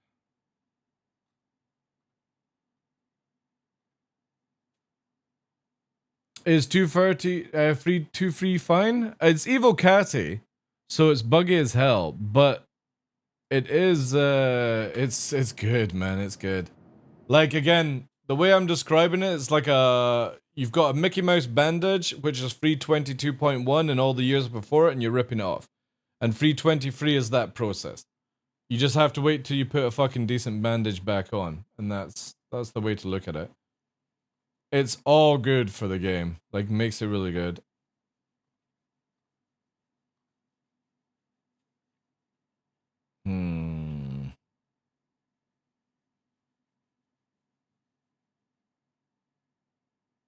It's in my... Oh, dude. Try and go back and find that one. It's gonna be... It must be named something different.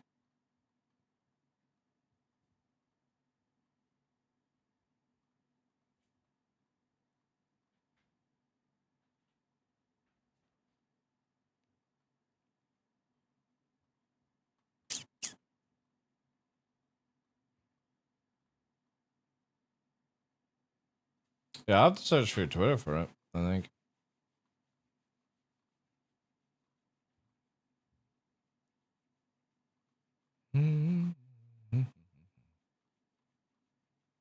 Yeah, I can't find it. Sorry.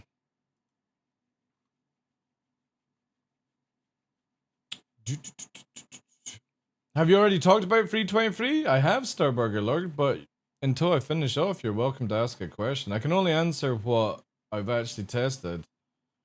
I had a bit of a struggle getting everything sorted. Did you use the secret toilet trapdoor? No, so when I ejected out the Saber, when they tried to ram me, I ended up in a little space in the Vanguard before the front seat. And so the Vanguard pilot and just in between, and I was tucked in like that. They got out their seat and started to shoot me, but they couldn't kill me because my backpack was in the way, so I was invulnerable. As they got into the chair and warped away, I fell out the ship in the Vanguard, and then I got picked up by Tumberino. At the same time, somebody turned the comm rate off, so they lost my god marker, zero state. It was like the most flawless escape ever. And it was just sheer luck that all of these things happened.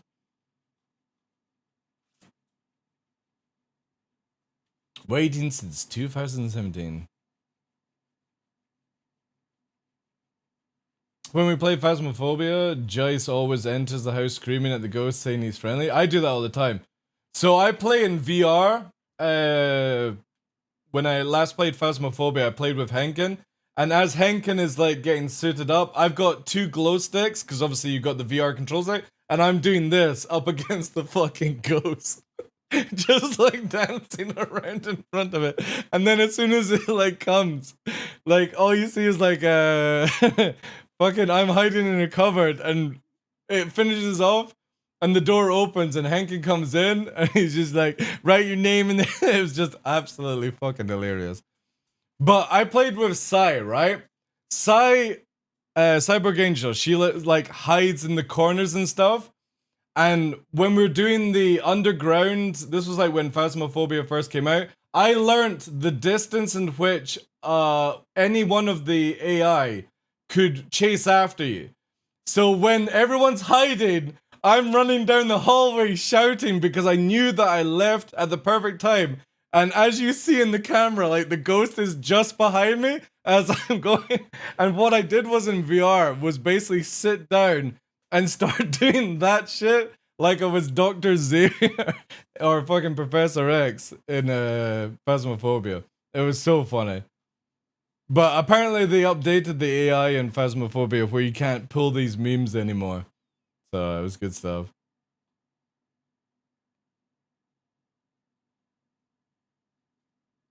I know it's because of the overdrive thing and the Comray are getting taken down by the system a lot. Yeah, it's really cool.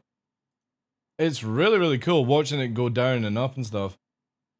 I want to try that new one, but yeah, I just don't think I'll get a chance.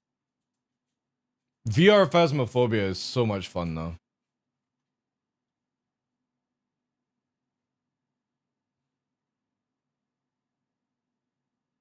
Wave 1 soon because of Invictus. I don't think you'll see Wave 1 until next week, guys, personally. With what I've seen with Evil Catty, there's so many things broken, like mouse and sounds and all these things. I would imagine Wave 1 is next week. And if CIG push it out, well, maybe they just want to get more testing and whatever, right? But I would expect Wave 1 to be an absolute shit show. If you think about it, Invictus is on the 16th, 17th of May, which is a Thursday, Friday. So I would imagine first wave next week. Open will be the week of the 6th. Or the week of the 1st. That's my guess. Again, it's just a big guess, you know. I think that would be cool as well, seriously. I would love to. That would help me out a lot as well. Yeah, I mean, there's missing TVI. There's giant black boxes that appear in front of your screen. It's, you know what I mean? Like, it's Evil Caddy. However, with what you actually see with Evil Catty and what we're gonna get in the future of this game, I can't wait for it. Hey, Ark, how you doing, dude?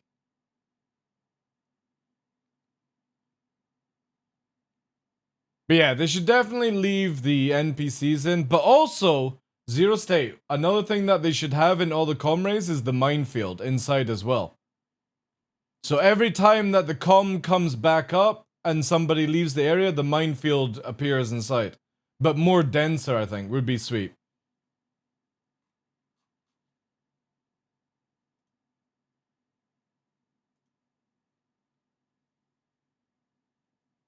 But yeah, so I've got helmet testing, EVA testing tonight. I don't know what else I should look into.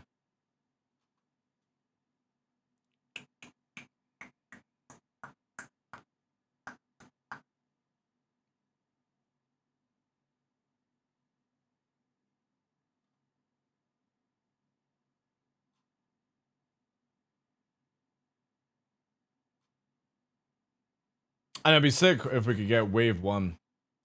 Maybe before the weekend. I don't know. It's hard to see if it would actually be that way. I am handsome, yeah. I am. Very handsome. I created my character in Evo as well, chat, and I saved it. But then I deleted my user folder and realized that all the work I put into creating my character also got deleted in the same process. So I had to redo it all over again and actually copy the file and put it in a logical place. For some reason, CIG thought it was a good idea where you export your save character file into your user folder that people delete freely. Heaven forbid, just make it go into like games documents kind of area like other games, you know?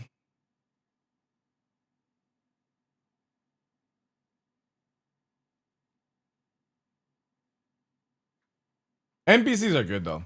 I think they'll probably push it to wave 1 in the next build. That's fair if they do that.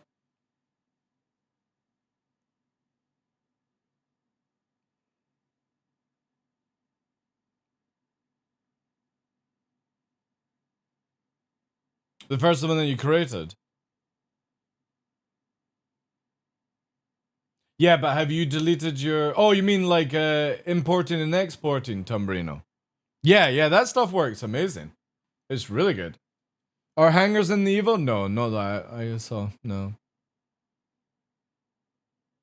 Unless it's like a special way to activate it that I'm not aware of, but no. The persistent hangers are not in Evo.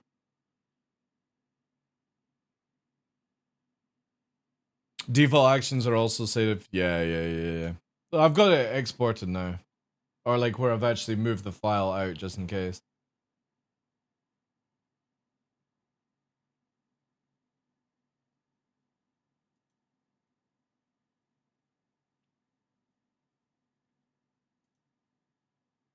But I like, no joke. It was bad enough when I couldn't play Evil Catty, but now because I can actually go and play Evil Catty and test things out. I can't play 322.1 anymore, chat. Not even Master Modes in Arena Commander. It's fucking shit. It's so shit. Why is 323 not for 18-year-olds? Cause that's it just isn't. Verse Warrior. Under 18-year-olds shouldn't be playing it. You shouldn't.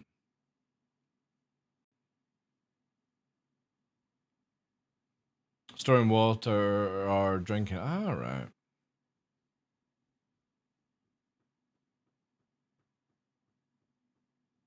I want to play more Evil. I want to play more Evil. Man, the great thing, I can't wait to see how many content creators get a reality check when this comes to live, by the way. Oh yeah. Well, again, you look at this way on Lunky Professional, there's no master modes in 323. Because master modes is just an experimental mode beforehand. It's just the game. You don't say master modes in 323 because there is no legacy or master modes. It's just flying. That's it. Every ship is on the new system. So it's just the norm, basically. There's no more legacy flight.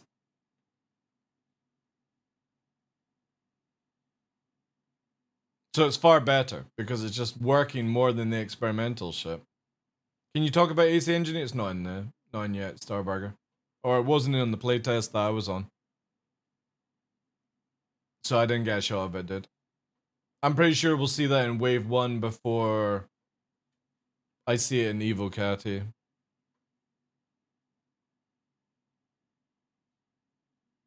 Coming Q1 still?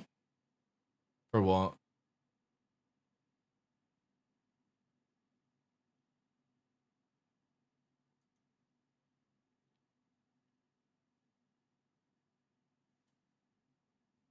Yeah, that's what I was gonna say. We're actually in Q2 now. Because April.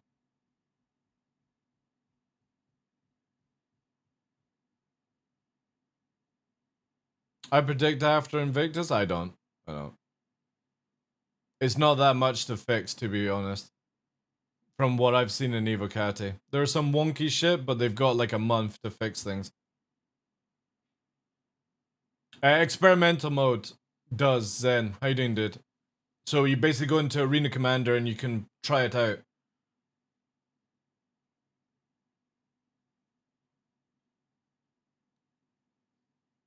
Our blackout simply is preventing you the G system in the whole game is just shite. Hypermind. So expect shite in 323. They don't make any sense. You can do all these massive G's and nothing happens, and you can go in a straight line and fucking put your straw into your milk carton and you black out, you know? It's so unpredictable. The blackout system is very bad in Star Citizen.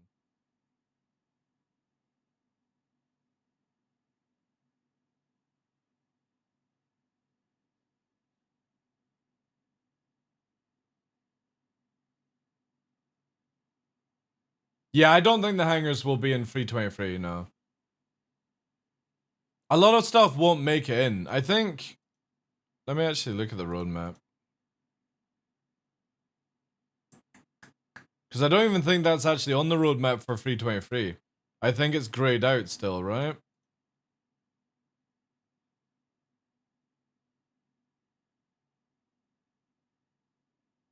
They should be Verse Warrior, but again, CIG... You know what I mean? Like, when everyone says that Star Citizen is like a simulator, it's like a simulator like Sims, where you've got a big fucking arrow above your head. So look here. No, it's still grayed out, so yeah, I would imagine the new hangers are not in 323. So we've only got the weapons and the crosshairs and the character actually committed on the roadmap.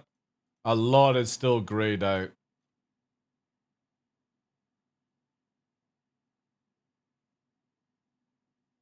So very, yeah. But normally when you look at the roadmap, when it goes blue, it means that it's pretty much working, right? The character creator works really well. It's a lot of fun to actually play with it. The reputation, I've not tested that to know about that. And the dynamic crosshair is working, so they're the only ones that are committed. The rest are all grey just now, so you've got a month, give or take. I wouldn't be surprised if half of 323 is moved to 323-1. I would be expecting that. I would be expecting just the new flight system, the customizer, stuff like that, but creature hunting, maybe, you know? The new map system, I would expect that. Cargo hauling, eh. Dynamic roadblock runner, well, that's down to Elliot and team.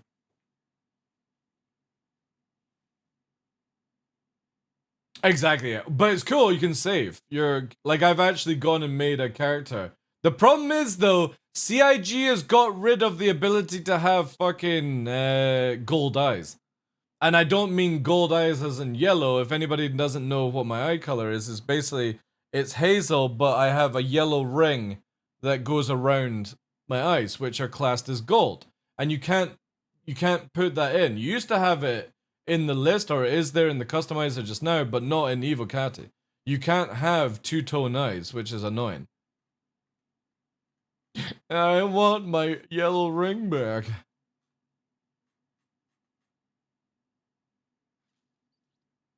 Do you think the Polaris comes with Invictus? No. No, it's not with Invictus. It'll be IE at the end of the year.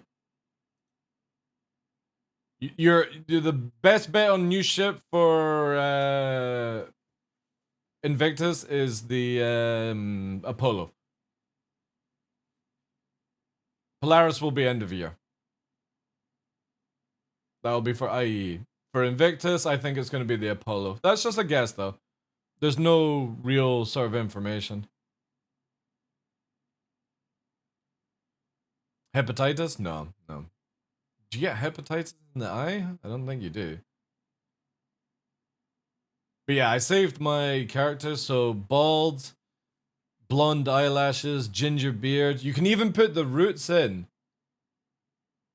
So like if you see here, I've got like some white strands. You can actually put that in on the beard, which is insane. So the shape of head doesn't fit my head, so I've got quite like a round head. The ones in the game, and you can't even do my ears. I've got quite pointy fucking elf ears. You can't do that either, which is a bit annoying. But again, they can add that in the future, right? You have one green eye and one brown eye. What's that called again? And I'm not talking about the meme that you're talking about. I'm actually talking about what it is when you have two color eyes. Like one eye is different. Not your fucking brown eye joke, you dirty bastard. And the green eye, I'm not sure about. What the fuck are you, like, you need to go on some medical check for that one, like. And you can save the file, yeah, but the problem is the file is in your user folder. So for me, I deleted my user folder because I was doing other things. So I've had to recreate it and save it. But you can actually export the file and move it out of your user folder and save it there. Lots of boredom eyes right there, yeah. I think that's it. Heterochromia or whatever. Yeah. Huskies get it all the time, where some huskies will have a blue eye and a brown eye. And I don't mean what you're probably thinking. I wonder, since they have VoIP, if they use it to scan your face and create you in game. No joke, Kitty Man, I was actually kind of disappointed that wasn't in already. Because what game had that? And it's a game that was quite a while back, where you could actually like take a photo of yourself and upload it, and it would add it and like fold it around the character or something like that. There was one game that I did play that had it, I can't remember. But I kind of wish that that's what CIG had, where you could basically use face tracking to just take a photo of your face and it sort of algorithm changes it, right? People would complain it was a security risk. Well, then you wouldn't take your fucking photo of your face and upload it onto the game then, would you? You know? That would be your choice. But as somebody who has my face constantly in the public, I would love to have my face in game.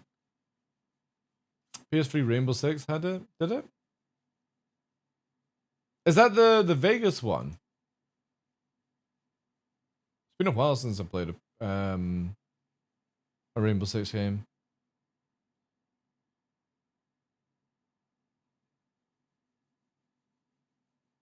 Yeah, definitely would have to do with the fucking Pepe Legatus face as well. I have your face, I can unlock your phone. Well, lucky for me, mine is programmed by, you have to put your dick here to unlock it. So whenever you see me putting my camera down here, that's it. I'm swiping with foreskin to unlock the phone. So sorry, you can't use my face to get in. You have to use the organ. Do you know it actually works, by the way? I'm not joking. You can actually save your foreskin profile on your phone. Because it just needs to see the fucking lines. That's it. Picked a hell of a time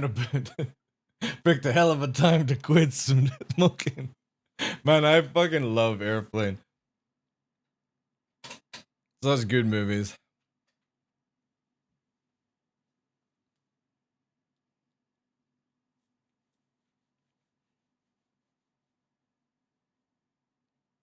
Do you like movies with gladiators?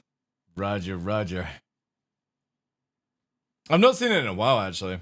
It's such a good movie. I don't like the second Airplane, because it's just the same one, just meh. Mm-hmm. Come on, CIG. Free 20 free. Put it to first wave. Then the next day, second wave. Then the next day, third wave. I want an open wave within a week of it coming out. I want more people in testing this shit. Based on a serious movie, and they bought the whole rights to it. What's this first one? Never forget that Chad is trying to take our beds when night falls. Safely tuck into your 600 mess room. Chad McKinley hacks into your ship, creepily like a shadow in you. It's like that, what's his name? The Transformers guy went off the fucking rails. Then he found God. What was his name again? He had a song. Somebody made a spoof song of that sort of the same thing that you said. Shia LaBeouf, that's it. Yeah. Shia LaBeouf is stalking you. Wait, let me find this. If you guys have never seen this, what you said there, that's all I can imagine. Fucking Chad now doing, right? Yeah, here we go, here we go, here we go.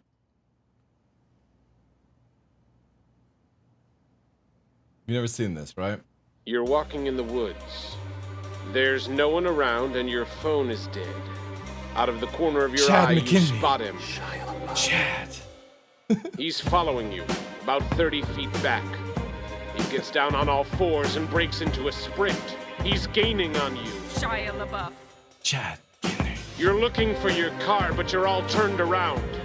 He's almost upon you now, and you can see there's blood on his face. My God, there's blood everywhere! Running for your life from Shia LaBeouf. He's brandishing a knife, it's Shia LaBeouf. Lurking in the shadows. Hollywood superstar Shia LaBeouf. Living in the woods, Shia LaBeouf. Killing for sport, Shia LaBeouf. Eating all the bodies.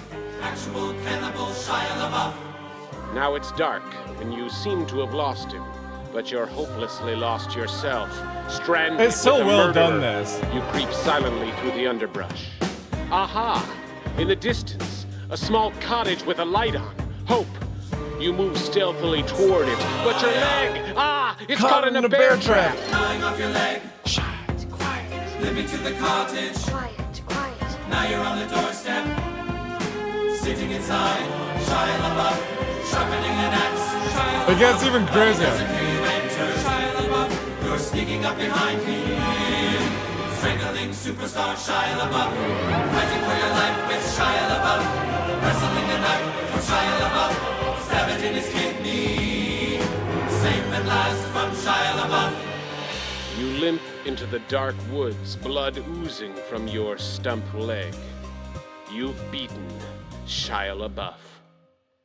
Wait, he isn't dead. Shia surprise! There's a gun to your head. Death in his eyes. But you can do jujitsu. I fucking love that. Body slams. Superstar Shia LaBeouf.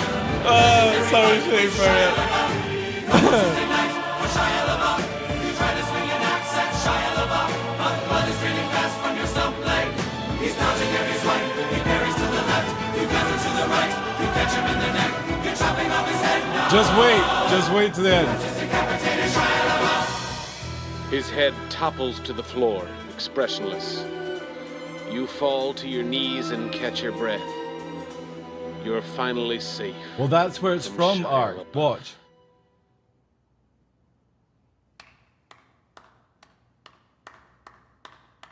Where do you think the meme came from?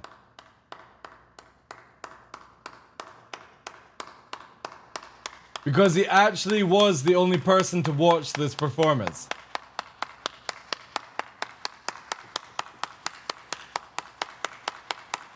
How fucking cool is it? Not many people know about this song. And how fucking awkward it is. And then he went off the rails even more. I'll give you this, guys, because this is an absolute gem of a video here. There you go. Fucking awesome. 84 million views 9 years ago. Fucking crazy shit.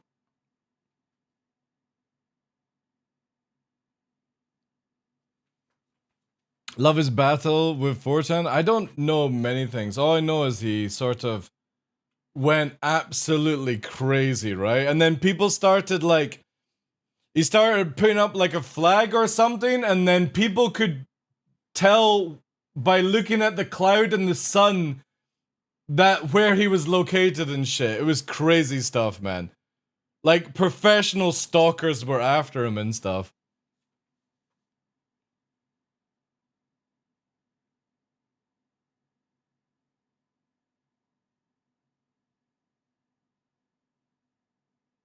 That's the 4chan. Oh, was that the 4chan battle then? Yeah.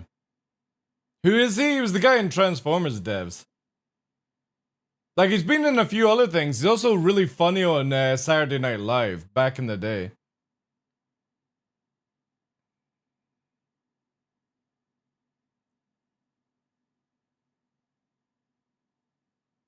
He will not divide us. Yeah, exactly, Zero State. It's mental. It is absolutely mental how many times he even moved the flag to the United Kingdom and people found it. You know what I mean? It's in the back of a garden in a street somewhere in London, or it was something random like that. And people fucking figured it out where his flag was. Like, that's like, that just shows you, like, there is no fucking aliens or anything like that on the planet, because somebody would find out, you know? Yeah, life, yeah, well. He kind of coaxed it himself, though, you know? 4chan won't be stopped. You know, I've never actually browsed 4chan.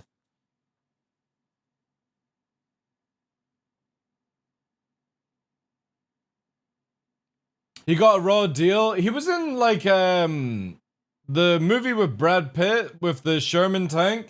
I thought he was pretty good in that one, to be honest. And there was another one Shia LaBeouf was in, and he was really good with it. I'm trying to remember. Yeah, Fury was the tank one. Shia LaBeouf. Yeah, where's his list here? There was something that I recently watched that he was really good in.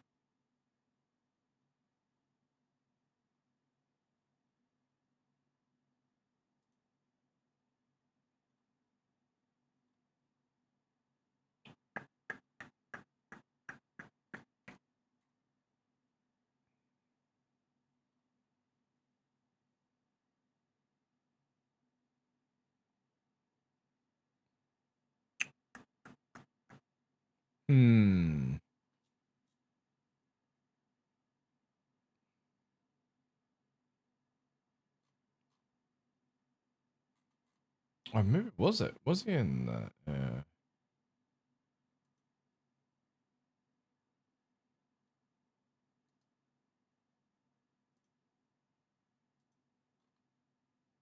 Mountains of Cash and Fame does this? Sure, yeah. Not even the Church of Scientology can stop 4chan.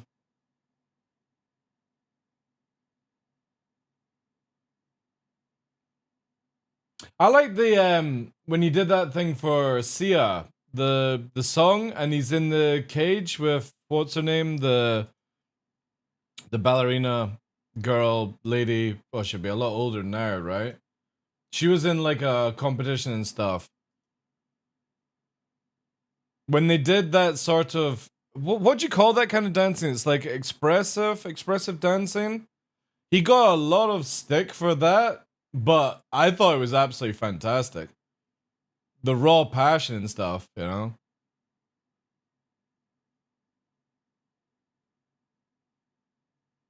Is it contemporary? Like, it's that. It's like expressive dance, contemporary, stuff like that. I can't remember what it's actually called, but it's one of Sia's videos, and it's just, they're in a cage together, the girl that's in a few of Sia's songs, and he's dancing, and it's quite moving, actually. But everyone's like, oh, he's just like a kiddie fiddler and stuff. I'm like, how the fuck do you get that from this? You know? That's it, yeah. She's like, she won a competition for like dance or something.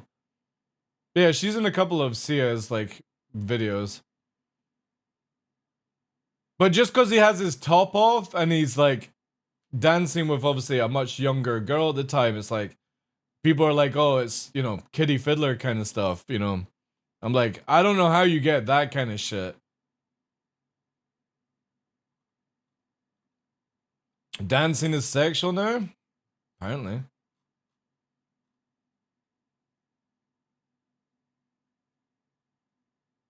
Oh yeah, of course, Ark. Yeah, he's an artistic.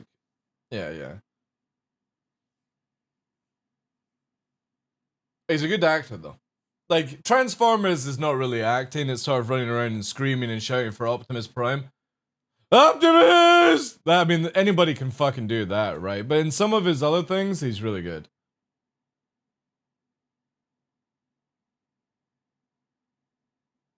Hey, Michelle Michael then. Yeah, that's Michael Bay, yeah. I bet he won't be on P to this list. I don't even know what the fuck is going on with this shit. This P. Diddy stuff. I've not even bothered. I don't really want to care about it, but yeah. Everyone has a fucking list these days. It would have been a problem if it had been DiCaprio. What? Fucking Caprio in Transformers. I don't know if that would have actually gone, right? We'd have been shouting Rose. I'm good, thanks, yeah.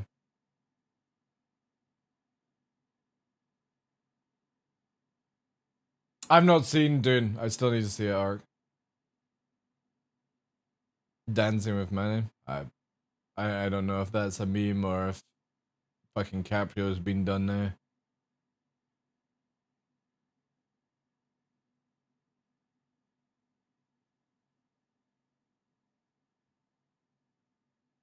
Tom Hardy is a fucking champ of an actor. What's the one where he plays the sort of psychotic guy in jail? Oh, wait. I've only seen it once. And it's like based off a true story. Let me hear. Let's look at his list. It was absolutely fucking crazy in it. It's called...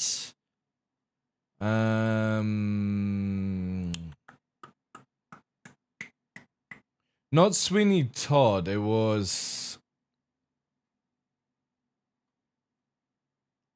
Bronson, that's it. Bronson. About Charles Bronson. He was fucking crazy in that, man.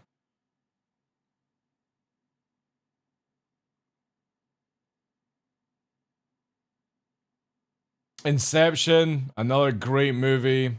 Sucker Punch, I kind of like Sucker Punch, but... Yeah, he's a really, really good actor. Taboo. Oh yeah, 2017, 8 episodes? Alright, nice.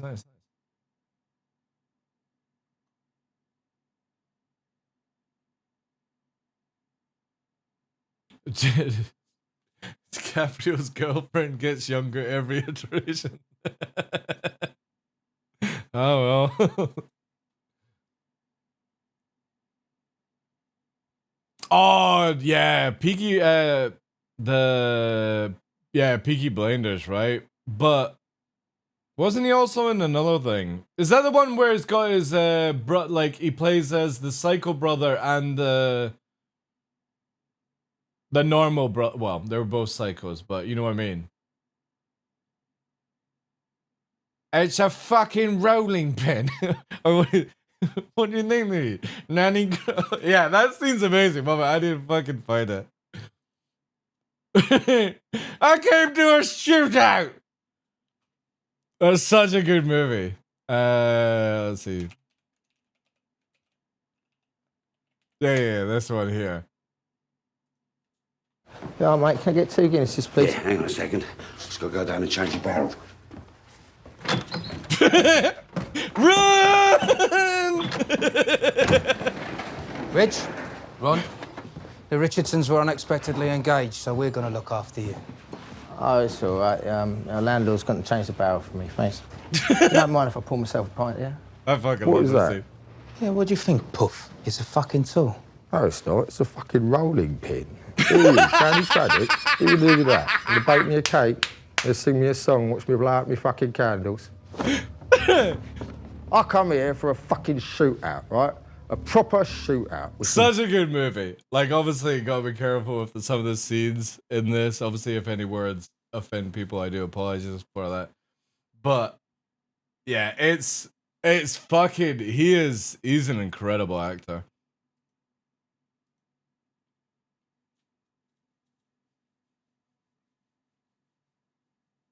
I need to see what's it called? Not Interstellar, but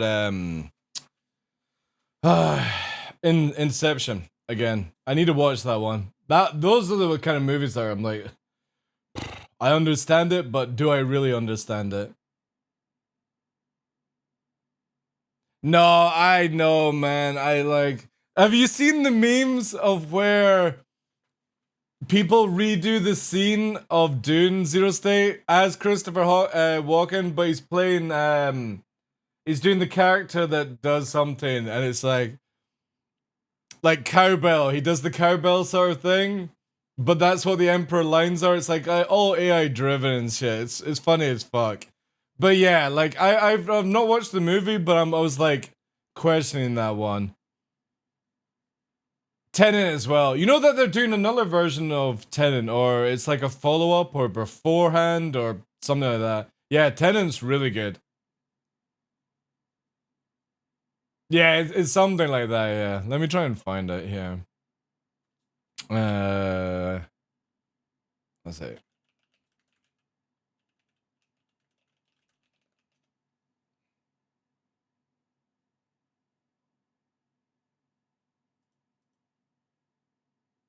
See if we got videos. I know it's on TikTok. Yeah, here we go.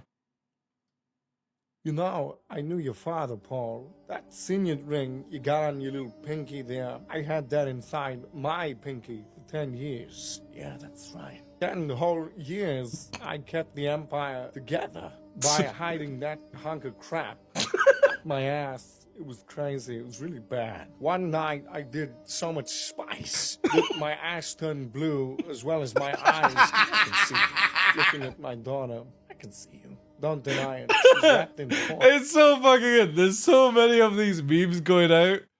Just taking the utter piss out of him as well. Yeah. Good stuff. Ian McKellen? I don't know anything about Dune to know who would be the Emperor and stuff, but...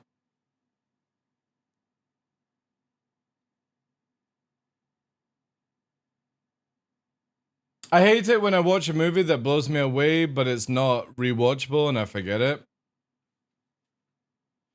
There are a few movies like that, yeah. It's the shit that we'd see, I know, yeah.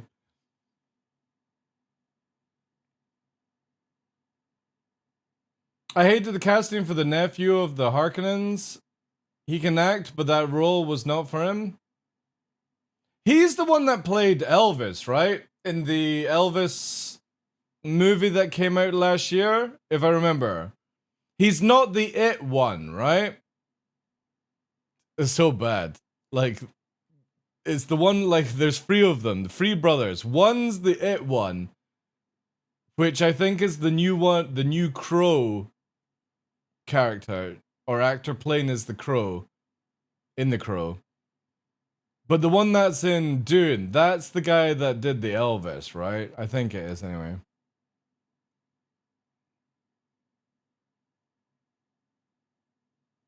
Yeah.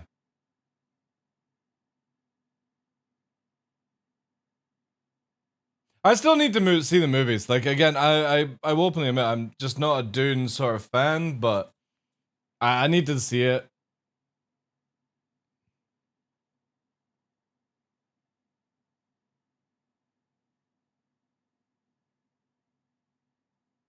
Oh, the Baron?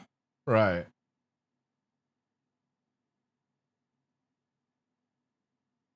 Yeah, but it's his son that plays the younger one, right?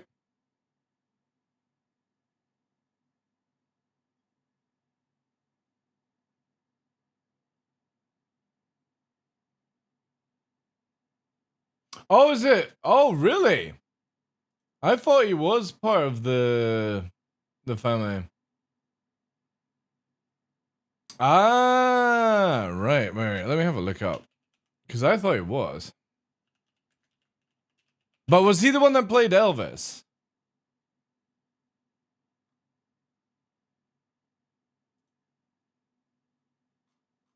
Yeah, he did Elvis. Yeah. Right.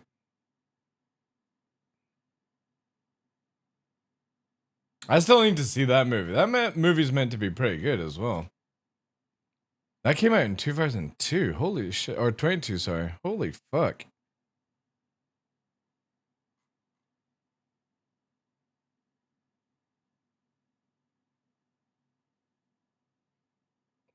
Gives up his life for Pikachu. Let's see who I'm thinking of with the Scars guard.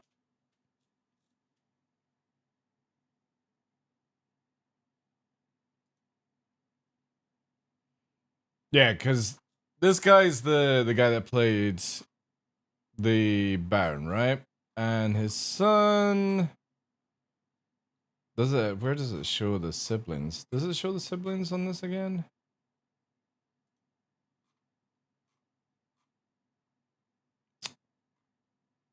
Pest.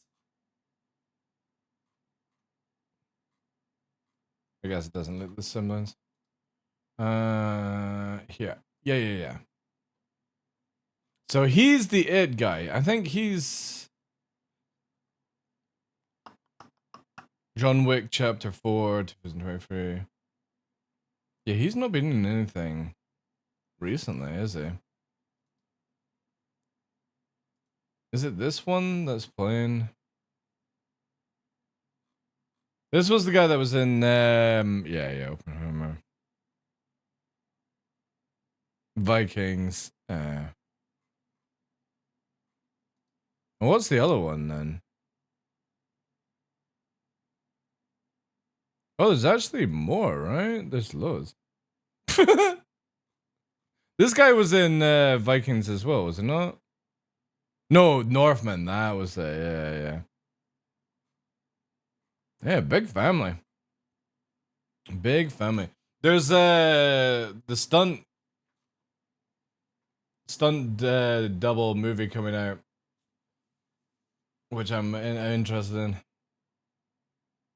Paul dying in the end was a good twist. Again, I don't know much about Dune, but one of the things that confuses me with the book is the fucking son having sex with a worm or something like that. And like lives for 1,000 years as a worm.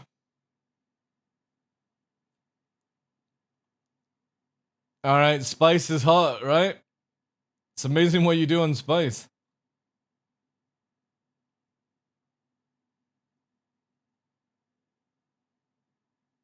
Oh yeah, Bootstrap Bill, yeah. He wasn't imitated enough and his face looked weird, having... Again.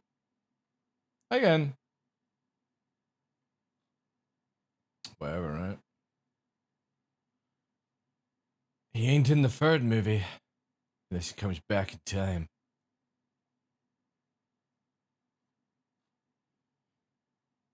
Alright, chat. I'm over my time. I'm gonna love you and leave you because I want to go on to 323 and I can't do that whilst I'm live. So I'm gonna be selfish and find you somebody else to watch whilst I go and learn all the ins and outs of 323. So when somebody asks me a question tomorrow, I can be like, I understand. I understand. Yeah, that's it. Lato the second becoming a worm is where shit gets weird. Like merged with a worm or had sex with a worm or I don't know, put a worm somewhere where you're not meant to put a worm. That kind of deal. There's a lot of weird stuff when it comes to worms in Dune.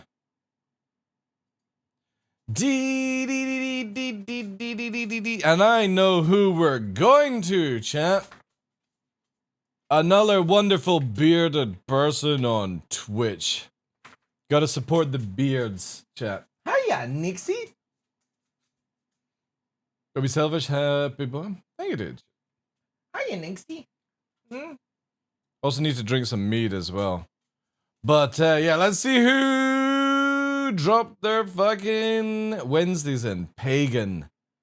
Pagan winning the daily entries. Again, I told you I wasn't gonna mention this, guys. There's those fucking juicy... Oh wait, have I done it wrong? Or is the bot down? Wait, did that go through? Chat? Did it go through? No, it didn't go through. Why didn't it go through?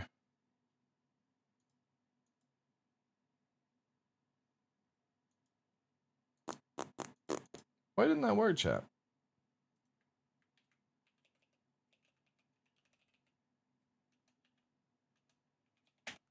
And before it gives them like, there we go. What did I miss out?